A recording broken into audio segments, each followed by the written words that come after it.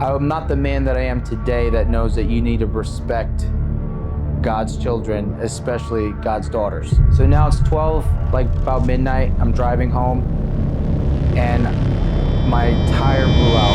Then I coughed again and I saw how deep red the blood was. Can you please call the ambulance for me? I thought that was the last phone call I was gonna make. And I can assure you another day or two that his lungs are gonna completely shut down and you'll be saying goodbye. But it's all a part of the plan because God doesn't make filth or junk, and everything that you go through gets used. Nothing's wasted. Welcome to the next episode of Barberic Culture Presents. Who's in the chair? I have an amazing brother here with me, PJ. The reason why this guy is so amazing to me, because I know I say that a lot, but I try to really bring in people that have been amazing in my life, like great examples or people that I have learned and grown through.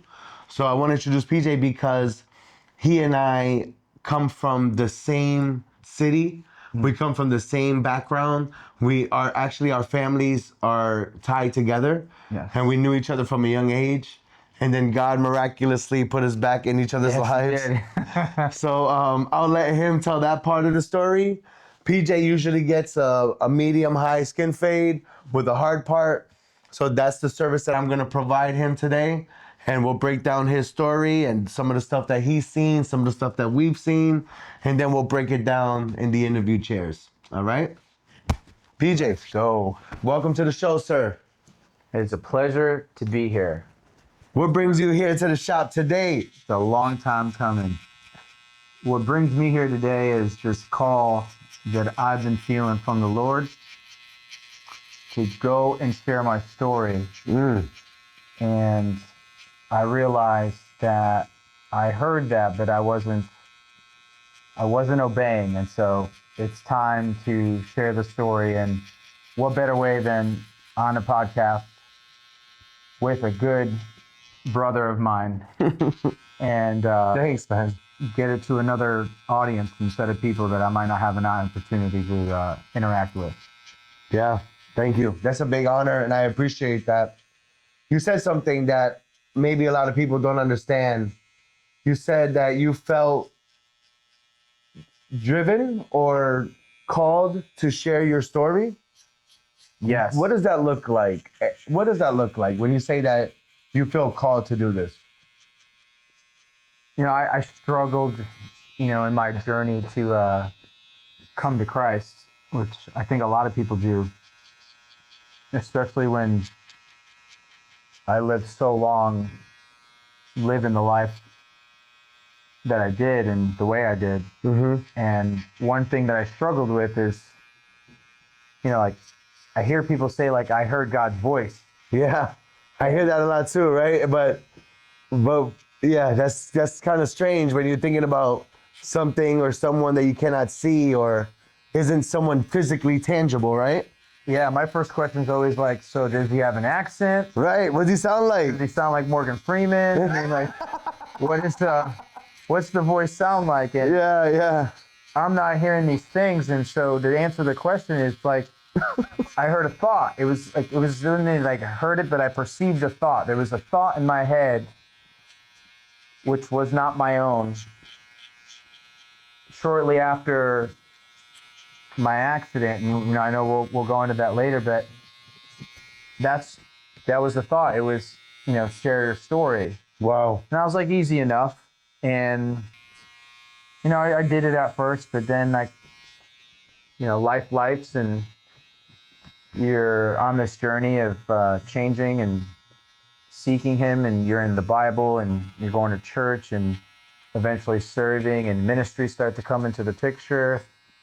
And I found myself sharing my story less and less. Mm-hmm. And it's a thought that just doesn't go away. Yes. When it's my own thoughts, it's easy to squirrel out and Right. or you just let it go. And you're like, whatever, I forgot about that. No, this thought keeps coming up. And It's almost like it haunts you, right? Like, I wouldn't say haunt like scares, but haunts like doesn't go away. Yes. Yeah, that's good. That's good. Almost, I don't want to say like, Lord, forgive me. It's like a nagging, like a tugging. Like it's constant. Yeah, Like, that's good. That's good. this is going to keep coming up until you do it. Yeah, yeah. So let's get to the story. I love this. I love this. I love this a lot. Let's tell them where the story starts. Where does the story begin? Whew. Well, the story begins back in Connecticut. I grew up in Connecticut. I was born and raised in Bridgeport, Connecticut. Yeah, And it's Bridgeport in the house. BPT. Let's go, Bridgeport, Connecticut. Those of you that know. Yes. It's not Wonderland. No. It's no. It's the dark, shadowy area that Mufasa warned Simba not to go to. That is Bridgeport, Connecticut. Actually, 100%. Bridgeport, Connecticut, actually, I don't know if you know this or not. There's an episode of The Family Guy where Stewie and Brian want to go to the North Pole to see Santa. And they end up going to the North Pole, and the North Pole ends up being like this rundown factory with smog hanging over it. That's the horrible. elves have like cigarettes in their mouth. They're miserable. And Stewie was like, "This place reminds me of Bridgeport, Connecticut." Oh, man. And there was a disgruntled character. It shifts over to a disgruntled character, not appreciating the fact that they use Bridgeport, Connecticut, but highlighting all of the negativity that comes from it. And it's pretty funny that That's pretty spot on. Bridgeport, Connecticut made it to the Family Guy, and it wasn't because it's a great place. Yeah, well, that's home. Yeah, We moved to the outskirts, right? We moved to a really small town. yeah. Who's we? We is my mom and my dad, and shortly after that, they got divorced. Yeah. So then just ended up being How old were you? and eventually my sister. How old were you when they got divorced? I was 5 when they got divorced. Okay, so you're a little guy. And the thing is, with the small town, you don't really get away from the influence as much as you might think, because Connecticut's so small. 45 minutes, you're on the other side of the state. So Yes. you don't Yeah, it is small. really have a way of getting away from that city influence. But yeah, so at 5, parents got divorced. I remember from my childhood a lot of fighting and arguing and In the house? in the house, and my dad getting the cops called on him. Yeah. Not because he was harming my mom, but the fighting was getting out of control. And Did it get physical at times? not between her and him, at least Yeah. that I saw, not that I've ever been told. Yeah. But there was times where he was a little rough on me. Yeah. And it was a different world back then.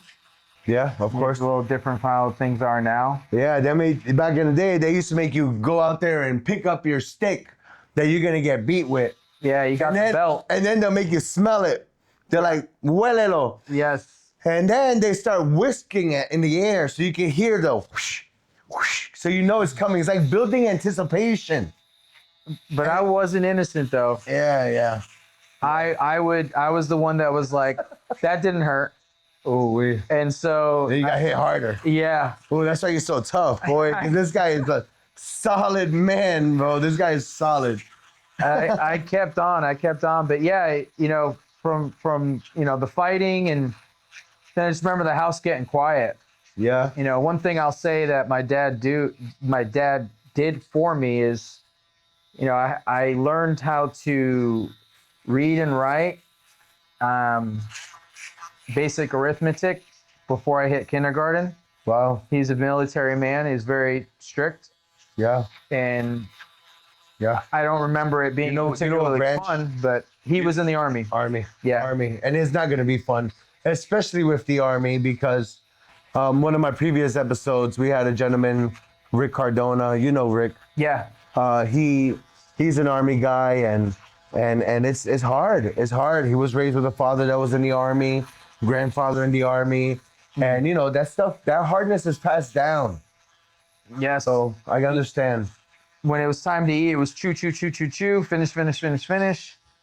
Right. But I mean, the good things that he did do that I remember, it's because of him that I was in a good position when it came to school, and So Have you ever been in a position to express to him those feelings that you have towards him? Gratitude? You know, oddly enough, no. Okay. Never even thought of it that way, but no, I've never had that. Well, hopefully he hears the message. Yeah. Yeah, there are some really good things that he did, because I know a lot of times we tend to focus on the bad parts of the story. Trust me, I know all about that. And So there were good stuff. Can you give me one more thing? So reading, arithmetic, can you give me one more positive thing? You know, I remember, I have a memory of, which is crazy because now you're wearing, I think you're wearing one. Are you wearing an Apple Watch? No. No, okay. No. But we used to watch Dick Tracy. So he used to sit down and watch cartoons with me, and we had like a routine, you know, zebra cakes in the fridge. Okay. And milk. Okay. And then we would sit down and watch cartoons. And, those are the good snacks. He would watch them with me. And then every now and again, if you were lucky, people know them as Swiss rolls, but they were called yodels back then. Oh. I think those are the Hostess. Yeah. I'm not too familiar with those. They're the chocolate. I mean, they look like Lincoln Logs, basically, and cream in the middle. Fun fact for me, one of my favorite childhood foods is Nutty Butter. The Nutter Butter? Oh, the Nutter Butters. Nutty Buddy. Nutty Buddy, okay. And Nutter Butter is the cookies. Yes. But Nutty Buddies are the wafers. Yes. And they're peanut butter, chocolate. I love peanut butter. I'm sure those made it in rotation, but it was always in the fridge to cool. Yep. And then we would snack up with milk. Nice. I mean, to this day, he's still all about milk. Yeah. Well, we should be, because a lot of humans are vitamin D and calcium deficient. Yes. Because of our diet or lack of diet. And so, yeah, I do remember, you know, those things from my childhood that were good. That's awesome, man. I love that you have those.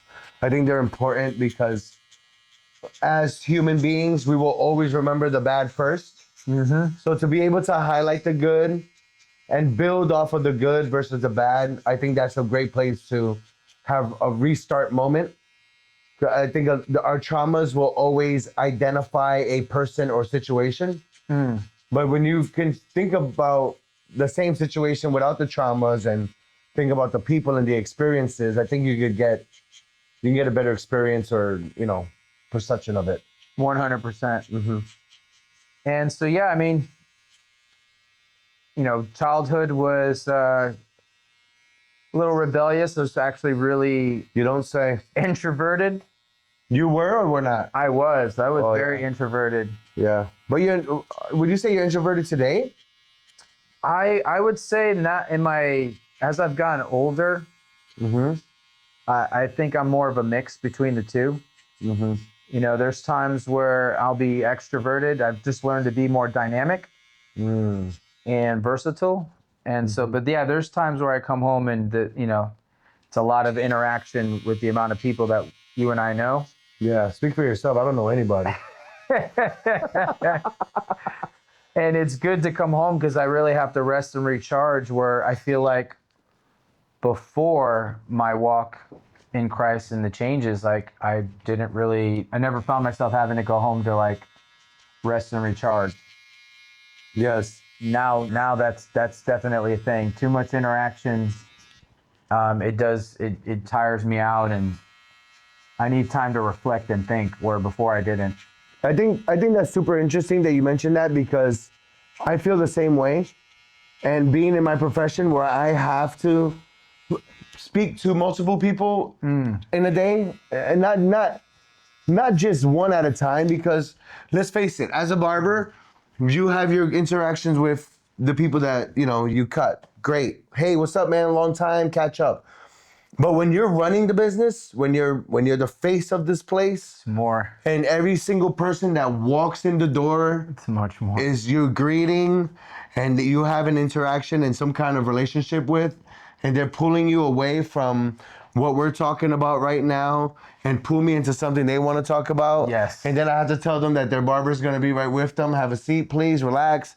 And then I have to come back over here, and then the phone rings. and then this guy over there is not doing what he's supposed to be doing, and then I get a phone call. So it's like, It's exhausting. oh man, It's exhausting. it's a lot. It's a lot. It's a lot. And when you're a liked person like yourself, where people just gravitate to you, when you're in ministry and you're intentionally pouring into people's lives and you've had an effect on them, they want to come and acknowledge you when they walk in the room because they see light. They want to talk. Yeah. You're there for people in so many different ways and That's capacities. Like That's good. going to church, trying to leave takes like an hour at least. Mm-hmm. And that's fast Mm-hmm. because you get stopped, and there's days where I truly cherish that, because it's like never fails when I'm like, man, I gotta go. God will show up with some encouragement and send me somebody. And I learned to just, you know what? Just take it in, be in the moment. That's right. Because I have an agenda and a schedule I'm trying to keep, but it's always reminding me that I'm on His time. That's right. That's right. Whatever you're gonna get to will be there when you're done. Yeah. I can guarantee it. Yes. It's gonna be there. Yes. Now, if it's a job interview, obviously, if it's something of major importance, if you got a flight to catch, obviously that's different. But I'm talking about being busy. Yeah. Being busy. Oh, I gotta go here. Oh, I gotta go there. The world today is designed to keep you busy and keep you preoccupied. And I think that's what a lot of the problems that we're having in our minds, the social aspect of things, is because we're not just being pulled by conversations. You're being pulled by your social media notifications, by your WhatsApp group messages, by text messages, by phone calls, right? So it is exhausting, and it's a lot more exhausting, but it's only because people have more access to you today than they ever had before in the history Remember of humanity. when there was like a house phone? Yeah. And you would run to it. And if you weren't there, you just weren't there. Yeah. You would run to that house phone because it's like, oh, snap. Somebody's calling the house. Right. There was a caller ID then because you didn't know who was calling. The same thing when somebody rang the doorbell. When somebody rang the doorbell, we would run to the door. It's like, oh, snap, we got a visitor. Let's see who's here. And you will go and check, and it's like, oh, snap, it's uncle whatever. Let's let him in. And all of a sudden, you have guests. So what do? You huddle around the guests. And your parents are like, all right, kids, we gotta talk. So why don't you guys go in the room? Go outside. Right? Stay outside. Now the door rings, and we're looking through the ring camera like, yo, who's in my house? Yeah, I don't want anybody. You're not expecting anybody. You're creeping through the blind like who's there? Why? Who's at the window? Right? Looking to see if they're looking at you. When they making eye contact through you and seeing you peek, like now you look weird. Like, I see you, bro. If you're lucky enough, you had a best friend that come check on you. Be like, hey, I called you. Yeah. So I came by to the house to check on you. Right. Yeah. It's I feel like it's different now. I truly feel like that comes from so many people having access to you that now we want to limit that access. Well, now we have to redeem the word no so that we say yes to the right things. Yeah. No is a superpower. And have guardrails in our life, and being intentional with your time isn't just to people you might be discipling, to your family and friends, but also knowing, what things you should say no to, because there's always going to be a lot of good things and maybe even great things, but not every opportunity is for you. And that can be hard, especially when you're praying for God to move in your life, trying to discern what's a distraction and what's truly going to be the best for me, and where God's directing my feet. This is so good because I know a lot of people personally that have FOMO. Do you know what FOMO is? Yeah. What is it? Fear of missing out. Fear of missing out. Where they're like, no, I got to do this, and I got to be here, and I got to meet up with this person, and these friends are having brunch here, and these friends are having a birthday here, and it's like, do you really have to do all of those, or are you just trying to be involved in everything? Because the problem with that is if you're pouring all of your time into one area, then you're missing out on all these other areas. 100%. And a great analogy I have for that is a propane tank. We are a propane tank full of energy, and that energy needs to be replenished, right? So there's a cap on it. You have a limit before that Runs out. tank runs out. Yes. And now we have burners, and your burners are gonna be your social life, your work, your health, and your family, right? So you have all of those Your spiritual life. Well, I mean, yeah, of course, yeah. of course. So look at all these burners, and if you're burning all of your energy on one thing, right, it's gonna burn slow. But if you have all of these on at the same time, that energy is gonna be depleted so fast. Quickly. So you gotta be selective on which burners you're gonna turn on so that you have the energy to do it effectively and efficiently. Yes. Yeah, 100%. And so, getting back, like running back to the childhood, I think that where I remember things really starting to go wrong for me is, because going back to saying I was introverted, Yes. I think a lot of that started to change once I got bullied. I got bullied one time, Rich Dilger. Ooh, and are you hearing this, Rich? And what I came to learn later is grace and mercy, and realizing that That was way later, though. Yeah, way later. He was going through some stuff with his own family, and I mean, my childhood was, we definitely weren't rich, and we struggled financially, and it's just so gross. But I remember jumping in a pool where it was like green. Yeah. That's how bad it was. Yeah. And for fun? For fun. Or for showers? Like that was for fun. Yeah. And oh man, we were a kid. We did a lot of stuff like that. It wasn't taken care of. But back to Rich, the guy who ended up bullying me, realizing that this guy was going through a really hard home life. And yeah, but you didn't find that out until later. No. So what did that bullying do to that young boy that was being bullied, being yourself? Man, it at that moment in your life, I snapped. I went from being this kid that's like, I'm going to be a scientist. I want to go to nature camp, not like, other kids go to like camp to stay over. They play games, Yeah. No, I was like, I'm going to go to nature camp to learn about bacteriophage. I'm going to be a scientist. Did you really enjoy science like that? I did. Oh, that's so cool. I was like one of those nerd kids that had all the animal facts. That's a fun fact. Knew all this stuff about random facts about animals. Yes. And one day, I guess because I had gotten a new bike, and we put the baseball cards in there. To make the noise. To make the noise. And he got mad. He threw a crab apple. It hit me in the eye, and I remember that was the first time that I guess I experienced evil. I experienced, pain and suffering at the hands of someone else. So I knew, even though the correction and the discipline was rough at times, I understood why I was being disciplined. By my dad or my mom. Oh, okay. But this was different. This was a random act of, evil. If you want to call it evil. It was evil. It's evil. Right? And I remember crying. Bullying is evil, bro. And feeling like I never, ever want that to happen again. I'll never let that happen again. Yeah. And so, gosh, I was like, I think that moment defined you. Kindergarten. Wow.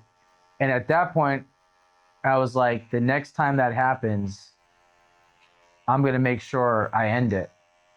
And that turned into me trying to protect kids when I saw them being bullied.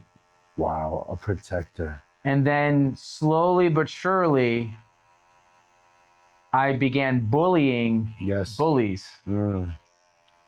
And like it even went up into high school. Like I know this sounds so crazy, and I promise it is with every being part of me that it's true.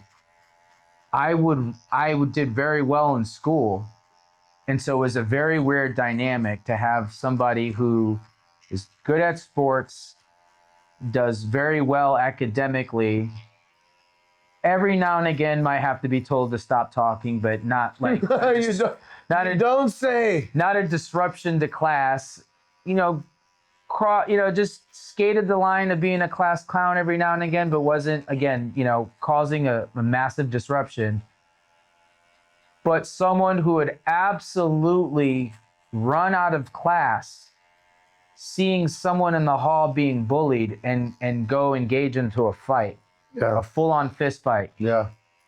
And it was so weird because looking back, you're like, how come nobody like disciplined me? And like, you know, I should have gotten suspended more than I did. But I think part of that was the teacher kind of recognizing that the person that was engaging in the bullying kind of got what they deserved in a way. Yeah. So it's kind of like they let me get away with it. And my mom doesn't know probably half of those stories because they never called home. Right. And I probably very seldomly got disciplined from it. And so you picture a kid running in the middle of class to go engage in a fight to help another classmate out. And so About what grade is this? This is sophomore year. Oh, this is in high school. I'm fighting juniors and seniors. What high school did you go to in Connecticut? I went to Naugatuck High School, this small town high school. And now I don't want to make it sound like it was every single day I was doing this, but Yeah, it happened a lot. I did it enough where, like I said, I should have gotten a lot more trouble. Where I grew up in Bridgeport, I got picked on a lot. And it broke me as a kid, right? Because I mean, I was already broken from having a broken home and you know, not having much, and then going to school with the little bit that mom could provide, and getting picked on for that. I didn't understand. Like I was like, yo, I'm just in school trying to learn, and I realized that, you know, when you're the kid that doesn't have, you become a target, you know, and if you are not hard, when you don't defend yourself, when you allow this to happen because you don't know what to do, then you really become a harder target because you're an easy target. It's almost like the predator and the prey. Who does the predator go after? The easier target, 100%. Yep. The sick, the old, The weakest, the one that's injured. the isolated. Yeah. Yeah. That was me. That was the start of me cementing my way of dealing with things was extreme anger. And so that eventually, when I started to see, it's like I was getting reaffirmed constantly, not only but there, you know, in school, but even at home, you know, not listening to my mom. I started learning the more violent, the more extreme, the louder that I got, it wasn't respect, it was fear. You were trying to inflict fear. And so that this way I can get my way and I can do what I wanted. And so this is how this kind of all snowballed into all the trouble that I got into. Wow. Because I learned this defense mechanism and also learned, well, if I actually do what I say I'm going to do, most people won't do it. And so I will. And that's going to earn my respect. Or get my way or force the situation that I'm looking for. And so it just reinforced a lot of bad, negative behavior. And I got in trouble with drugs, alcohol, fighting. Now, is this all in high school? All in high school, and it continued on, you know. Yeah, after graduation and it's your adulthood.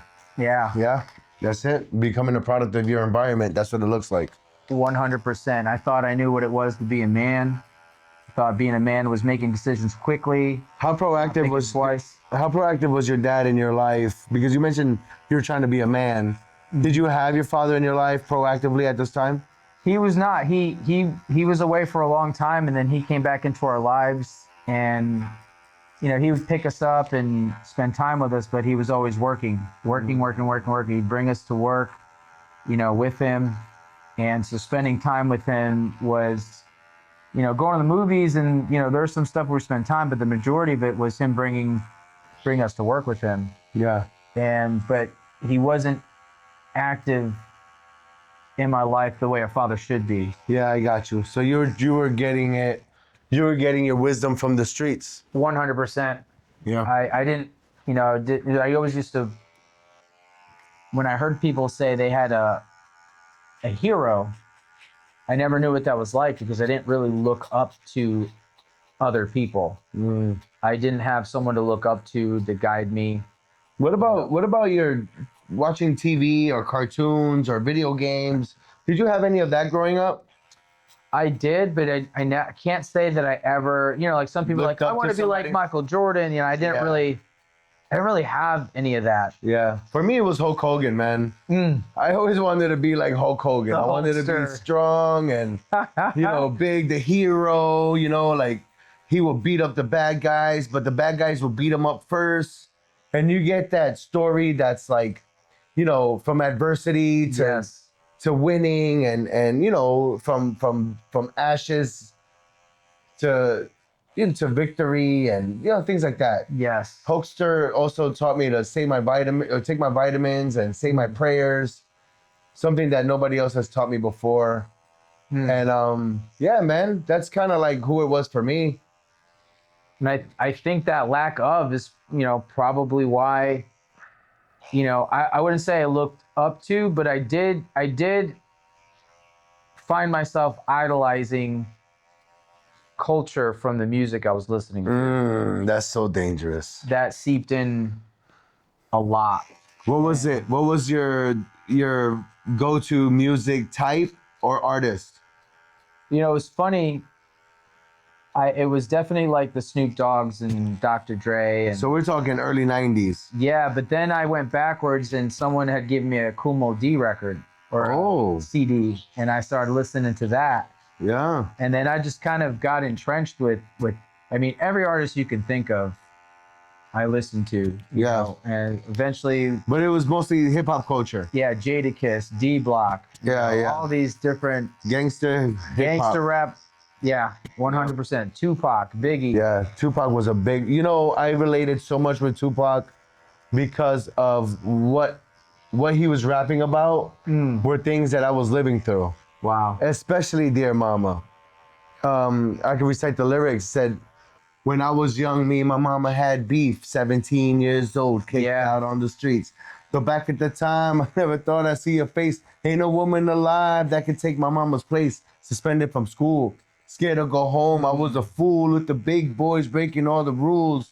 Shed tears with my baby sister. Over the years, we were poorer than other little kids. All that, yeah. Bro, I can relate with so much of his lyrics that I used to say that Tupac raised me. Because whatever he would say, that because he went through so much adversity and I could relate with the lyrics, that was a father figure for me. Yeah. You know what I mean? It was something that I found myself losing myself in the music. Yeah, you became it.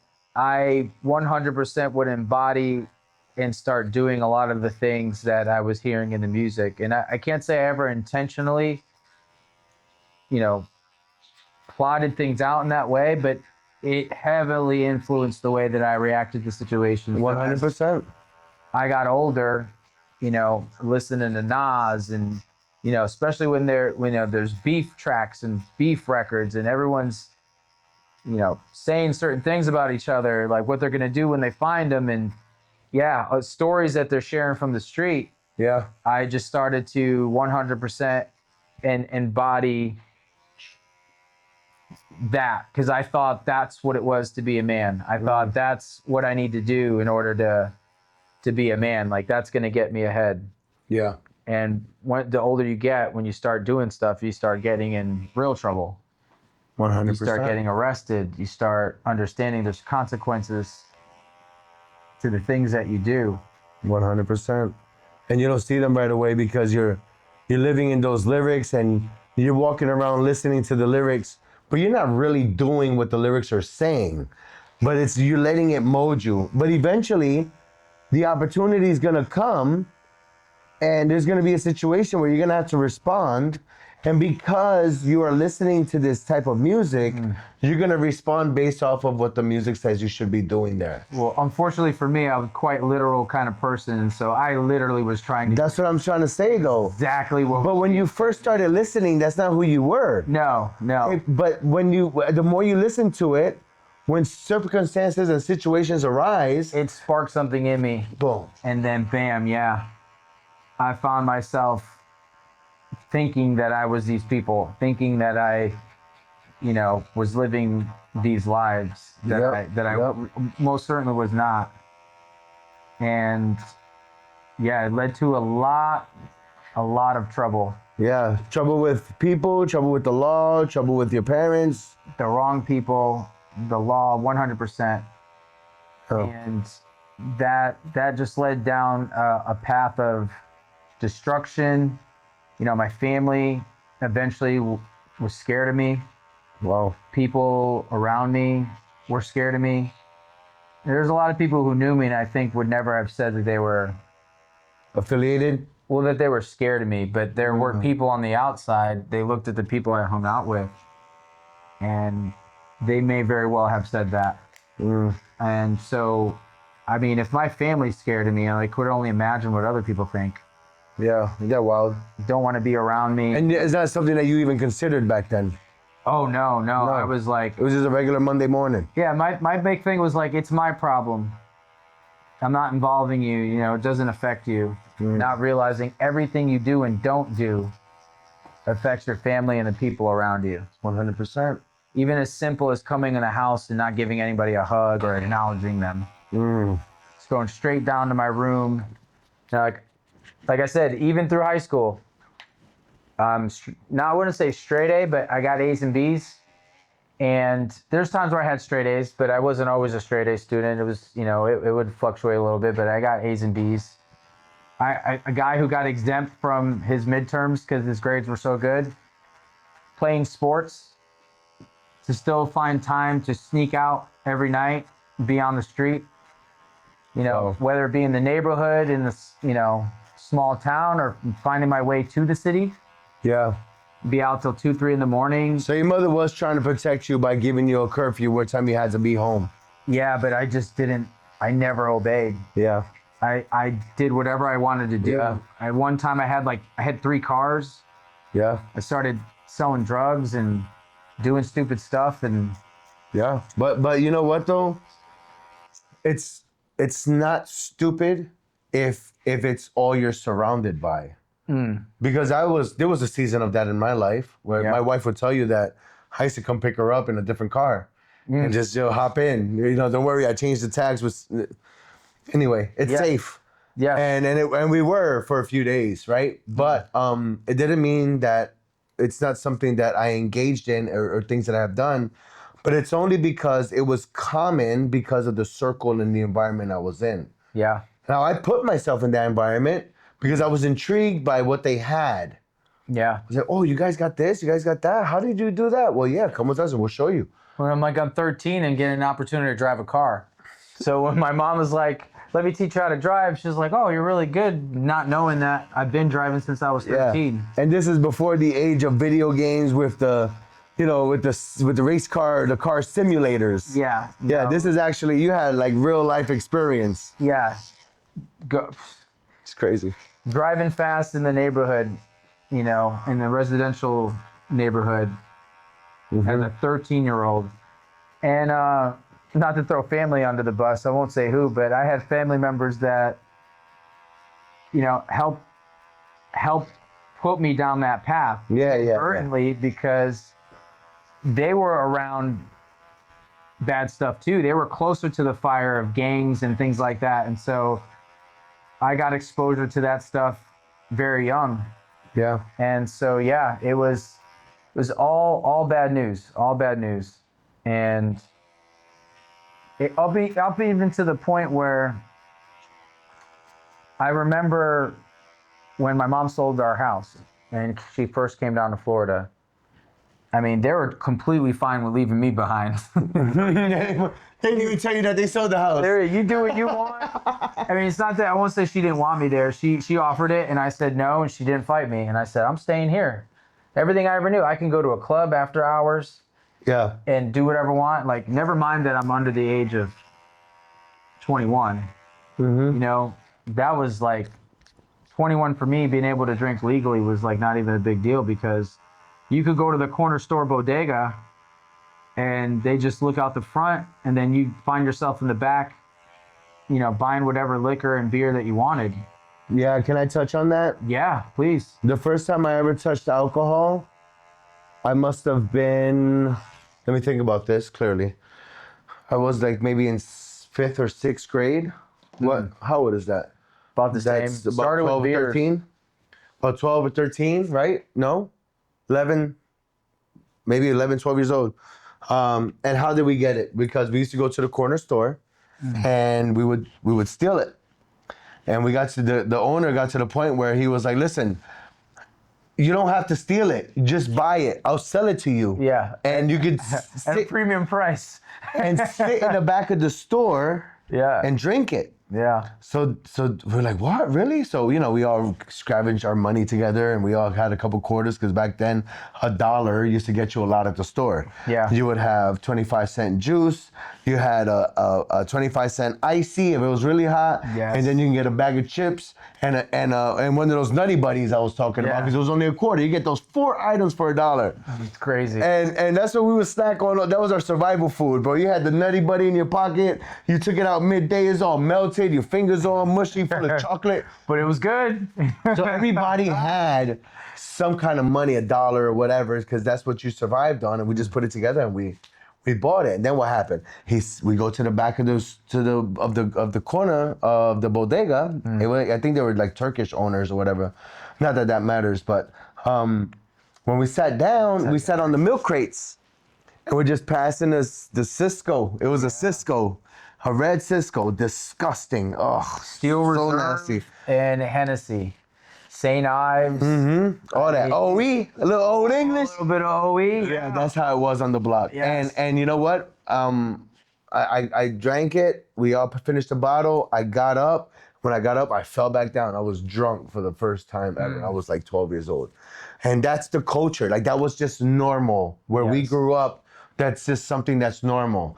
And I touched my first cigarette when I was like 9 years old. And we were in the one-up culture. It's just there. Like when you saw someone drinking, you were like, oh, I could drink more than that. Well, that's what everybody did. I mean, everybody would literally be on the corner hanging out, and this is the corner of your block that you live in. Like everybody lives on the street, and all the kids and all the people the same age huddle in the same place. Or there's that one house where everybody sits on the porch.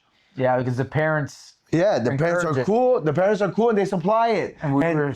Yeah, right? We were so crazy that it was like, and I don't know if it was right or wrong, and maybe it did stop us from getting into more trouble, but they were like, listen, we know you're going to go out and drink. We don't want you out drinking and driving. Just come here to the house and do it here. Yep. And so then that was the house that we would do it at. Yeah. Yeah. That was even when, like you said, you're 12, you're see, the only thing that's different is you're on the block on the corner. So about 14, 15, we were inside the house in the suburbs, doing it at a house. With adult supervision. Semi-adult supervision, because there were some crazy things that would still happen. That's so wild. We would be the place where everyone would come to, because you're like, oh, my parents aren't going to let me do that. So they would come there and we'd have parties. Yeah. And I'm not... Such a party culture. I'm not glorifying this. Like, I'm Not not saying this is what it should look like.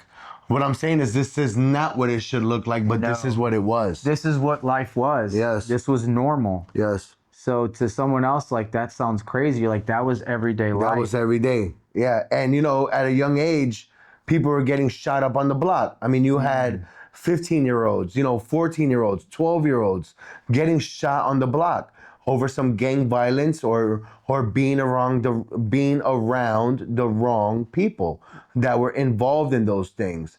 And in the street life, there's no such thing as oh man, an innocent bystander. Like, no, like you are a product of the environment. Yeah, wrong place, wrong time. Yeah, sorry, kid. This happens a lot. This happens every day in the ghetto. Sucks for you. Yeah. But and so it was a little different for me. Like we would put ourselves in those environments. You're like, dude, I'm stuck here, and I would go and seek that out. When I was in the suburbs, didn't necessarily have to be around that. We would find a way to insert ourselves into the chaos and the madness. Yeah. And what was big for us is that we would call them cliques. There'd be cliques because there was no gangs. Well, there were gangs, but that's a story for another day. There were a lot of gangs. There was people who were not in gangs that were not in the kind of things that you were seeing, but still would band up as a clique and then would assert themselves, and the big thing was to jump people. And so then there was a lot of division between like skaters or punk, or people who were posers, or whatever you want to label and call it. But they would click up, and the difference is we had woods, lots of A woods. lot of woods, beautiful woods. Actually, the fall in Bridgeport or anywhere in Connecticut is Fall foliage, yes. so beautiful with all the different colors because of all the greenery. And you're in the valley, you're in the mountains, so you see the face of the mountain, and it's just like all of these yellows and oranges. So yes, there's plenty of forestry in Connecticut, and it is beautiful. And Connecticut's a place where this leads to the woods and stuff. Like, you'd be at a party, everyone's having a good time, and then all of a sudden someone's getting jumped, and all chaos breaks loose. And that, like I said, that would happen so often. But in the woods, there's no cops getting called, there's no adults around, and so we would go fight in the woods. And sometimes I think now we have a different culture. I don't know how that would work out, because everyone would take their phone out and just film. But Yeah, but that's why those things don't happen anymore. there was normally some kind of ground rules where someone eventually would kind of jump in and be like, okay, that's enough. Yeah. But it happened a lot. And when you walk around in numbers, there's strength in numbers. There's quite a few times I got jumped. And so like I said, there's so many things that come to mind when I talk about it that I forget, because so many things happened. Yeah. It was commonplace. It was all the time. And yet you don't make it sound like I definitely didn't have the worst upbringing that I can imagine. Yeah, You'll yeah. hear other stories about, right? It's just the volume of things that happened. Yeah. And I don't want to blame our parents, because at the end of the day, listen, they were surviving. Yes. They were just surviving. They were trying to figure it out, and it's not their fault. I had every available means to stay home and not be involved in the things. My mother did not let us out the house because she knew what was in the streets. We wanted to be out because, what animal wants to be caged? No animal wants to be caged, and a human being is not meant to be behind closed doors. And if you don't believe that, then let me give you an example. How many times are we in our house chilling?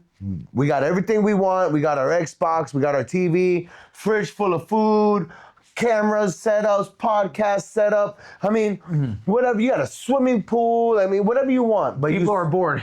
you still feel like, I got to get outside. Like, I've been inside too long. I've been in all day. I need to get out. Why? This is your home. This is what you built. This is what you have. All your things are here. Because we weren't meant to be inside the house. Yeah. We're not. Anyway, continue. Well, yeah, I mean, it just, I talk about all those things because it just paints the picture of who I was. And I still tried to go to college, and yet here, with all that stuff going on, still junior and senior year, got a job and worked. By the time I was a senior in high school, I worked 3 jobs. And I had that opportunity to go to college. I played soccer. I was decent at it, and got a scholarship. At the time, it was called Taikyo Post. It's a private school, and now it's Post University. So they've now since then become a state college. And I remember just never playing soccer and just chose to work because I developed a love for money. Just wanted to buy things and acquire things, and the lifestyle that I see on TV and the music and all these things influenced me to think I knew what it was to be successful. Yeah, and that's so true, because not just the TV and the pop culture and all of that.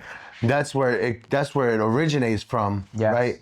And people in the hood, people in the ghetto, they cannot afford those things. So what they do is they'll watch you if you have it and take it from you. Yeah. And that's where we grew up. So every summer, there's a park. It's called Seaside Park. Yeah. And it's 3 miles of shoreline, and it is beautiful. It is so beautiful. But every time the spring hits and the snow melts and you can get outside and wash your car and drive it, that's what all the men did. They would get their cars ready, they'll wash it, they'll clean it, armor all the tires, armor all the motor, armor all the seats, Bro, you sit in that thing and you're sliding because it's so wet from all the armor off, from making this car look polished, clean, like professional. And they would drive up to Seaside Park and they'll just drive around, drive the loop, find some friends that they know, park, and that's all they did. They smoked weed, they drank, they chilled, and they showed off things that they stole from other people or things that they have that look great, that sound loud music, shiny wheels, fresh clothes, diamond watch, all that stuff, but are dead broke. And you're forgetting one part. What? Why didn't you go in the water? What do you mean? Why didn't you go in the water? Do you remember? Of Seaside? Yeah. Well, when you were a kid, That's not what it was about. I don't know. That's not what it was about. I remember the needles. Yeah. The needles in the sand. Oh yeah, that's right. From the junkies and so. Yeah, but I never even went to Seaside for the water. No, it was. We didn't go there. Around. Yeah. We went there. You didn't for go what I just said. Yeah, not to go hang out. It wasn't to hang out at the beach. It's hang out with your friends to do stupid things and show off things that you probably shouldn't even own right now. 100%. 100%. Yeah, so I understand what you mean because I've seen it.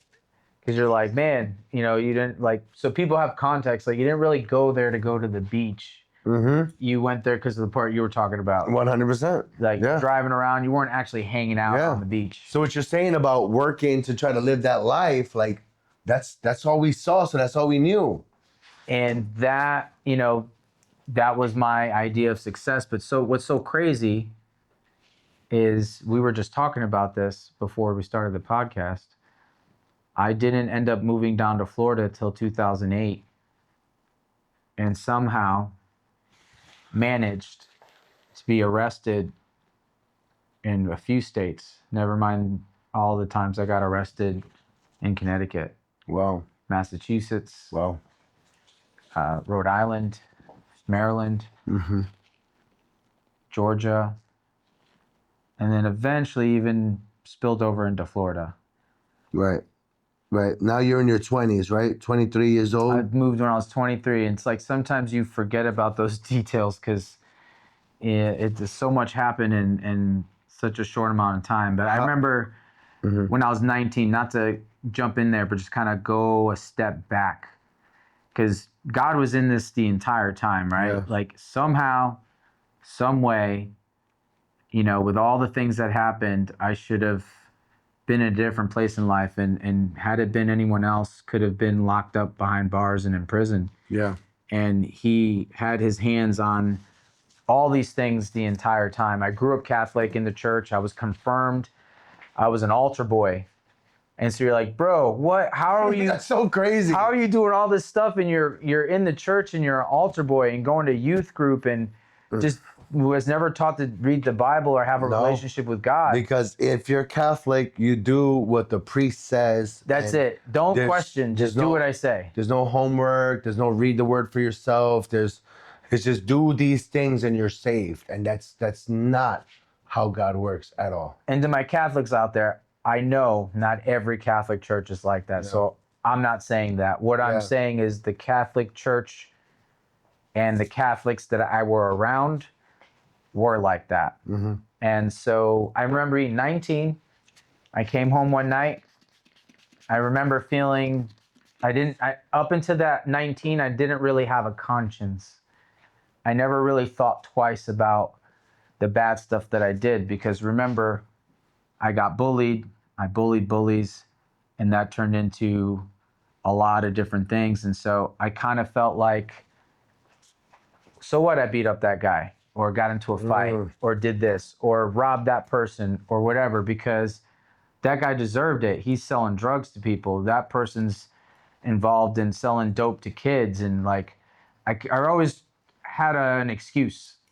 Never felt bad. And I remember coming home that night and I kind of was feeling bad about some of the things I had been involved in up until recent.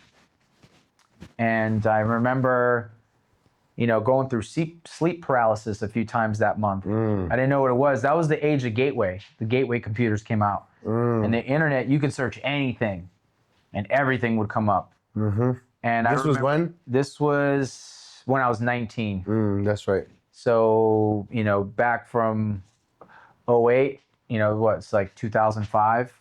I graduated in 02. Yeah.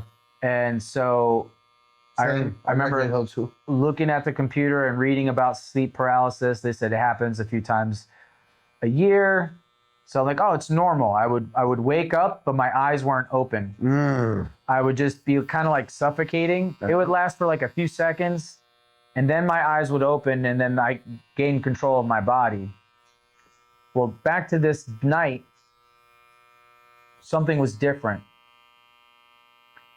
I remember waking up, and my eyes were open, and I'm like, I can't breathe. Something's different about this time, but I can see. And I remember looking out because we had a finished basement because up north we have basements, and I'm in the basement, and I remember looking forward, and I was like, I turned those lights off. Why are they on? And I remember being able to see it clearly. I'm thinking to myself, I don't remember these lights being on. I know I turned them off because I went to bed. Definitely was drinking. Definitely had been smoking. And so that's where people say maybe that was what it was, but it wasn't. And I remember, wait a minute, I can move my head. And I'm like, that's weird. And as soon as I remember thinking that was weird, I looked up and to the right, and I saw this dark, shadowy figure, like scowling at me, but had no face and no three-dimensional shape. It was like a shadow. And me not knowing what it was, in that moment, I thought, someone's choking me. I finally messed around with the wrong people, the wrong person, and someone's trying to kill me. I literally thought someone... That's what you were thinking, but that's not what was happening. Well, yeah, it gets better. Because now that I'm looking, I tried to turn my head, and my head stopped dead in its tracks. And I have never to this day felt a force that strong where I couldn't not even move a centimeter, never mind an inch. And I was frozen, trying to fight something I couldn't fight. I still can't breathe, mind you. So this felt like minutes, but it probably was like very close to a minute. But all this is happening in this 55 seconds. But there is conflict. So I'm like, someone's choking me, I'm dying. And I remember getting to a point where I'm trying to fight it, and my arms and legs are shaking on the bed. Barely moving, but enough to shake on the bed. And I just gave up. And I remember, didn't know that like your life flashing before your eyes was a thing. Like, I remember hearing that and like trying to, like, what does that mean? Well, literally I saw like Polaroid pictures of my life up until that point, just circling, and it would stop. And I'm like, oh yeah, I remember that. I remember that. Wow. And then it was... Your life was literally flashing. Flashing literally before my eyes. And I remember there was like a light in the background, like the light just kind of like everything went blurry, and there's like this light, and all I can see like these... And I remember thinking to myself, I never fell in love. I never got married because I accepted like I'm gonna die. I'm dying. And then I was a bad person. I was like, wait a minute. I was a bad person. Never once throughout all this stuff did I ever think I was a bad person. I thought everything I did was justified. I had a reason to do what I did. And I don't owe an explanation to anybody. And if you're in my way, oh, too bad. I'll find a way through you or around you. And I'm like, yeah, I was a bad person. And at that moment, I'm like dry heaving. I'm like... This is all in the same minute. In the same minute. It sounds like 5-10 minutes, but it was like literally like 50 seconds. Because I could hold my breath for about a minute and a half. But remember, I was fighting. I'm fighting whatever this is. And I just gave up. And so now I'm at the point where I got no air. I can't breathe. And I'm like, I love Jesus is what I tried to say. But I said, I love Ja. And I go flying forward. My leg's still kind of stuck to the bed, but the top half of my body comes flying forward. And I'm expecting for me to go like this. Like that was a dream. My eyes never closed. They were open the entire time. And this disconnect in my brain was like, there's no way that was real. Nobody's in my room. There is no more dark, shadowy figure. I know what I felt, and I ran out of the house. I ran away for 3 days and didn't come back. Wow. And you would think that would be enough to change me and send me to Christ. But nope, I just quadrupled down on what I was doing. But I said, you know what? Maybe the people you're around are not the right people. You're not like them, and you need to change. And I decided to do it on my own. And I said, I started getting into, not being around people. I took things more seriously. I opened up a business and was trying to change, but kept finding myself with the old operating system of anger. Couldn't stand someone staring at me, stepping on my shoes, spilling a drink.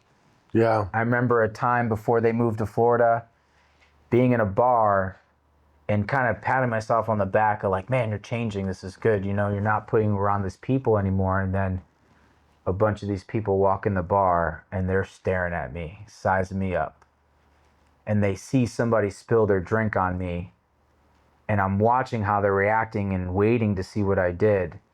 And out of the sheer fact that they were watching me, not because I wanted to, I started a problem with this guy because I'm like, well, now they're looking at me. And if I pretend, like if I buy him a beer and call it a day, they might jump me. They'd be like, oh, he's soft. Maybe we will rob him or whatever. I don't know. Like it would be some sort of badge of honor to be like, yeah, we caught this guy slipping because we don't like him because he beat up one of our friends. And this is a perfect time. These are the thoughts going in my head. Whether it was true or not, no one will ever know. Maybe it was just looking at me because they didn't like me. But I started a problem with this guy, and I remember thinking, like, when does this end? Yeah. Like, now you're doing things based on what you think might happen. Yeah. Because you're scared. You're not angry, you're scared. And you want to control what will happen. And so you're willing to do this and go to jail for that to not get beat up or jumped or get embarrassed or whatever it is that you're scared of. But this is like, you have been scared. You just didn't know that's what it was. You've been scared the whole time, buddy. You're not a tough guy. You're not as tough as you think. You're a scared boy. Yes. And Wow. that was eye-opening because I was like, all right, I'm done. That's powerful. I don't want to do this anymore. And so then the move happened with my family coming down to Florida. And I remember thinking to myself, how do I leave something that I've always known? Back to what I said, like I can go to I know the cops know me. They've let me get away with, I don't know how much. Things I should have been in trouble for, I didn't get in trouble for. I kept getting a pass because they're like, well, that guy sold dope to kids, so whatever. Like, up north is a very hush, hide things when things happen because they don't want the bad publicity. And so a lot of things get buried. And I don't know if it's just I knew the right people, I grew up with the right people, combination of who my dad was in the Army and all the people that he knew. And I just got away with a lot of things I shouldn't have. And so I'm with this point, like, do I leave or do I stay? And finally I said, you know what? After being a year without my family and being through holidays, I said, you know what? I'm going to give it a shot. This is my chance to start over. That's good. And thus started my journey in Florida. And that was in 2008. Hold on.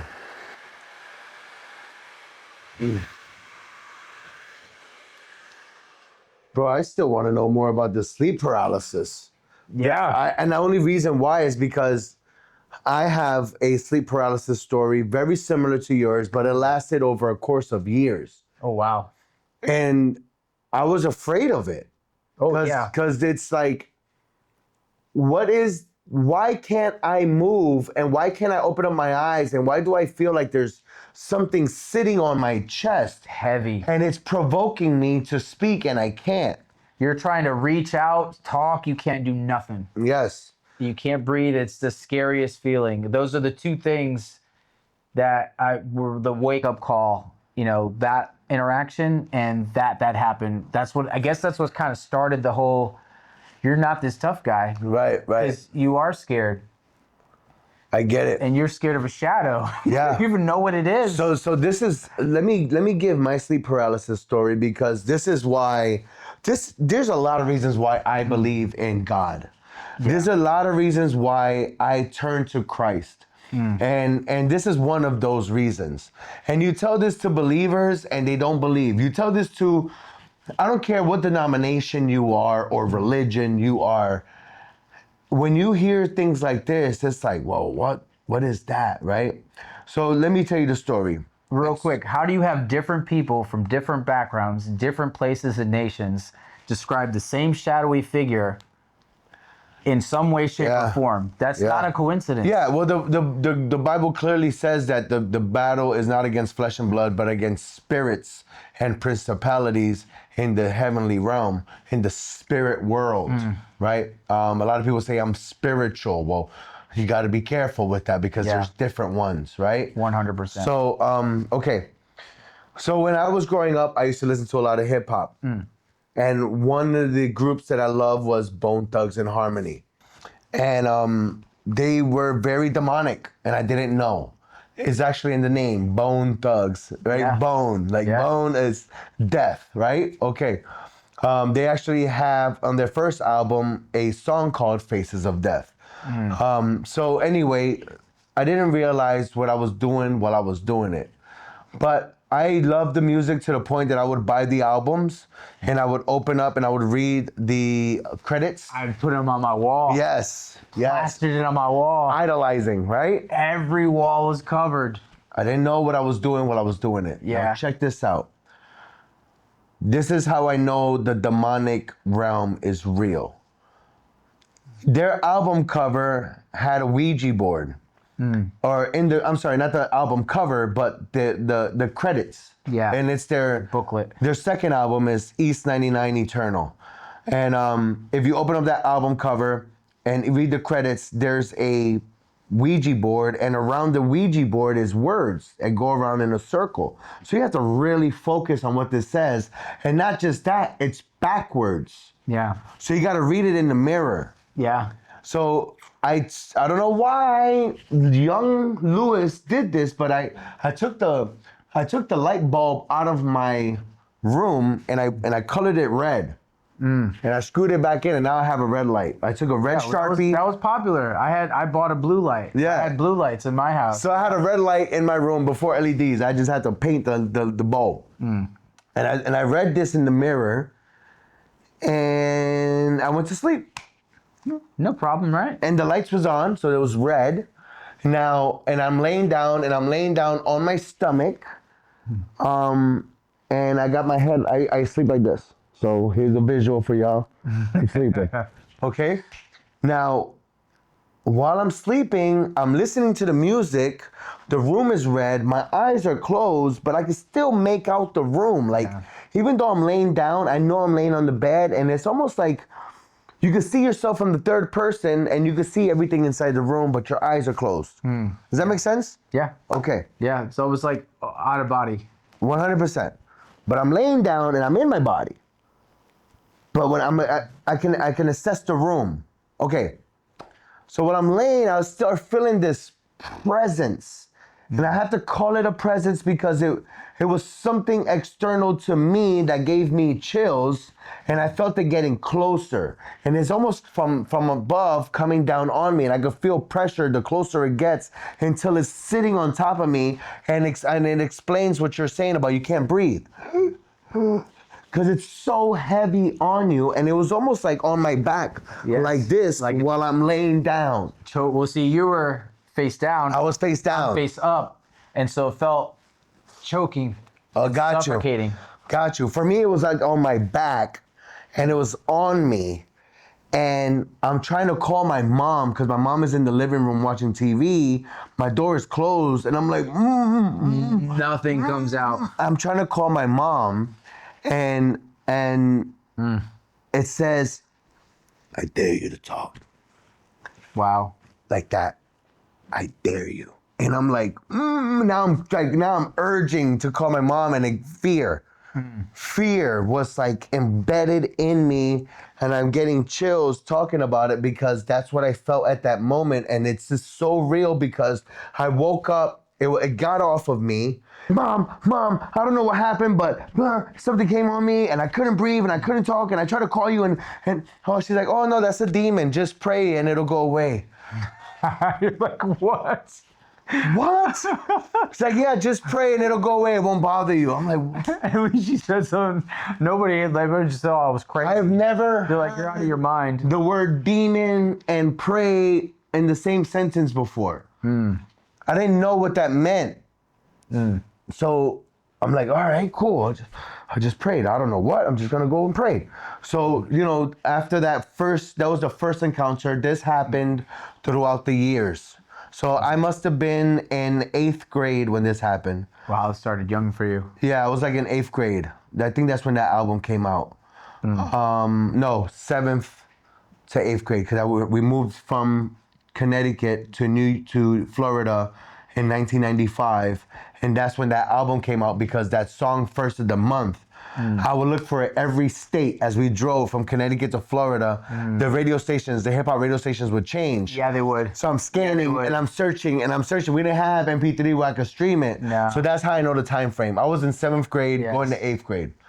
So then this happened to me, and it would happen to me throughout. And then the next time it happened, I prayed. I was like, Lord, help me. Lord, guide me. Lord, protect me. Lord. Or it wasn't even Lord. It's like God. Yeah. It wasn't even Lord at that time, because I didn't even know what Lord meant. Yep. It was like, God, help me. God, protect me. God, save me. God, I don't know, just God. And then it would go away.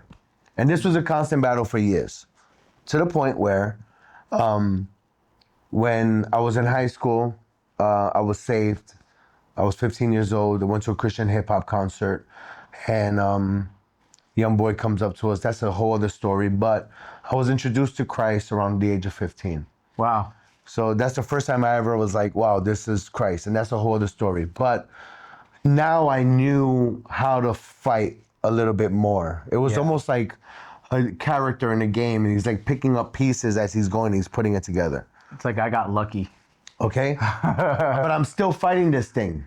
So I joined the Navy, and even in boot camp, I joined the Navy, and on the ship at nighttime, you turn the lights to red, because if you have a white light in the middle of the ocean at night, you could tell. Yeah. But if the light is red, it's harder to see, so it's a little bit more of a camo defense protocol, right? So in boot camp, during the day, the lights are red, or during the day, the lights are white. At night, there's a red light, and you sleep with the red light on. So in boot camp, the red light is there, and I'm fighting this thing throughout boot camp. Wake up, gotta make my bed, gotta run, then I go to sleep and I'm fighting demons. And I wake up and I'm fighting my fat boy body and being transformed by the military. And then I go to bed at night and I'm fighting demons. Okay? Now in boot camp, I was able to go to church. Oh, wow. So I'm able to go to church, and that's the only way you can get away on Sunday. So I went to a Greek Orthodox church, and that was my little getaway. Again, feeding the spirit. I didn't know what I was doing while I was doing it, but God was like charging me up for this battle. Yeah. Now I'm starting to face this demon, because what's happening is I got so used to it that I would talk to it. I would fight with it. Like, what do you want from me? Like, now you're annoying me. You're on me. I can't breathe. Like, Lord, get this thing off me. God, take this thing away from me. Like, I'm tired of it, and it's just annoying me. And that's how I got with it. So then, when I get into the Navy and I'm in the ship, I meet a young guy named Gary Rochamora. And he says, this guy used to wake up at 4 o'clock in the morning reading the Bible. No matter if he had to be on watch or not, he would wake up every day and do devotional. I didn't know what he was doing, because this was strange to me. Yeah. But he came up to me one day, and there was a group of 4 of us, and he was like, I want to do a Bible study. Are you interested? That's when I really was introduced to the gospel. Wow. Now, I'm still battling this demon, and because I'm fighting with it, when I'm going through a sleep paralysis, I don't see it, but I know it's lingering around the corner because it's hiding around the corner. It's like you feel it. Like I'll give you an example. I'm sleeping and I could see the room. Like I know the cameras are there, the light. I know you're here, and it's a silhouette because I just closed my eyes, and it's like almost like the upside down in Stranger Things. It's like it's this world, but the dark side of it. And so in the locker, I could see the locker of where we keep our uniforms, and it's creeping around the corner like this, and I'm rebuking, I'm praying against it, and then it goes away. So one night, I'm on my watch station, and I have a relief that's rotating, and I'm able to step away, and we would take turns napping for 30 minutes. You take my spot, let me sleep for 30 minutes, and then I'll take your spot, and you can sleep for 30 minutes.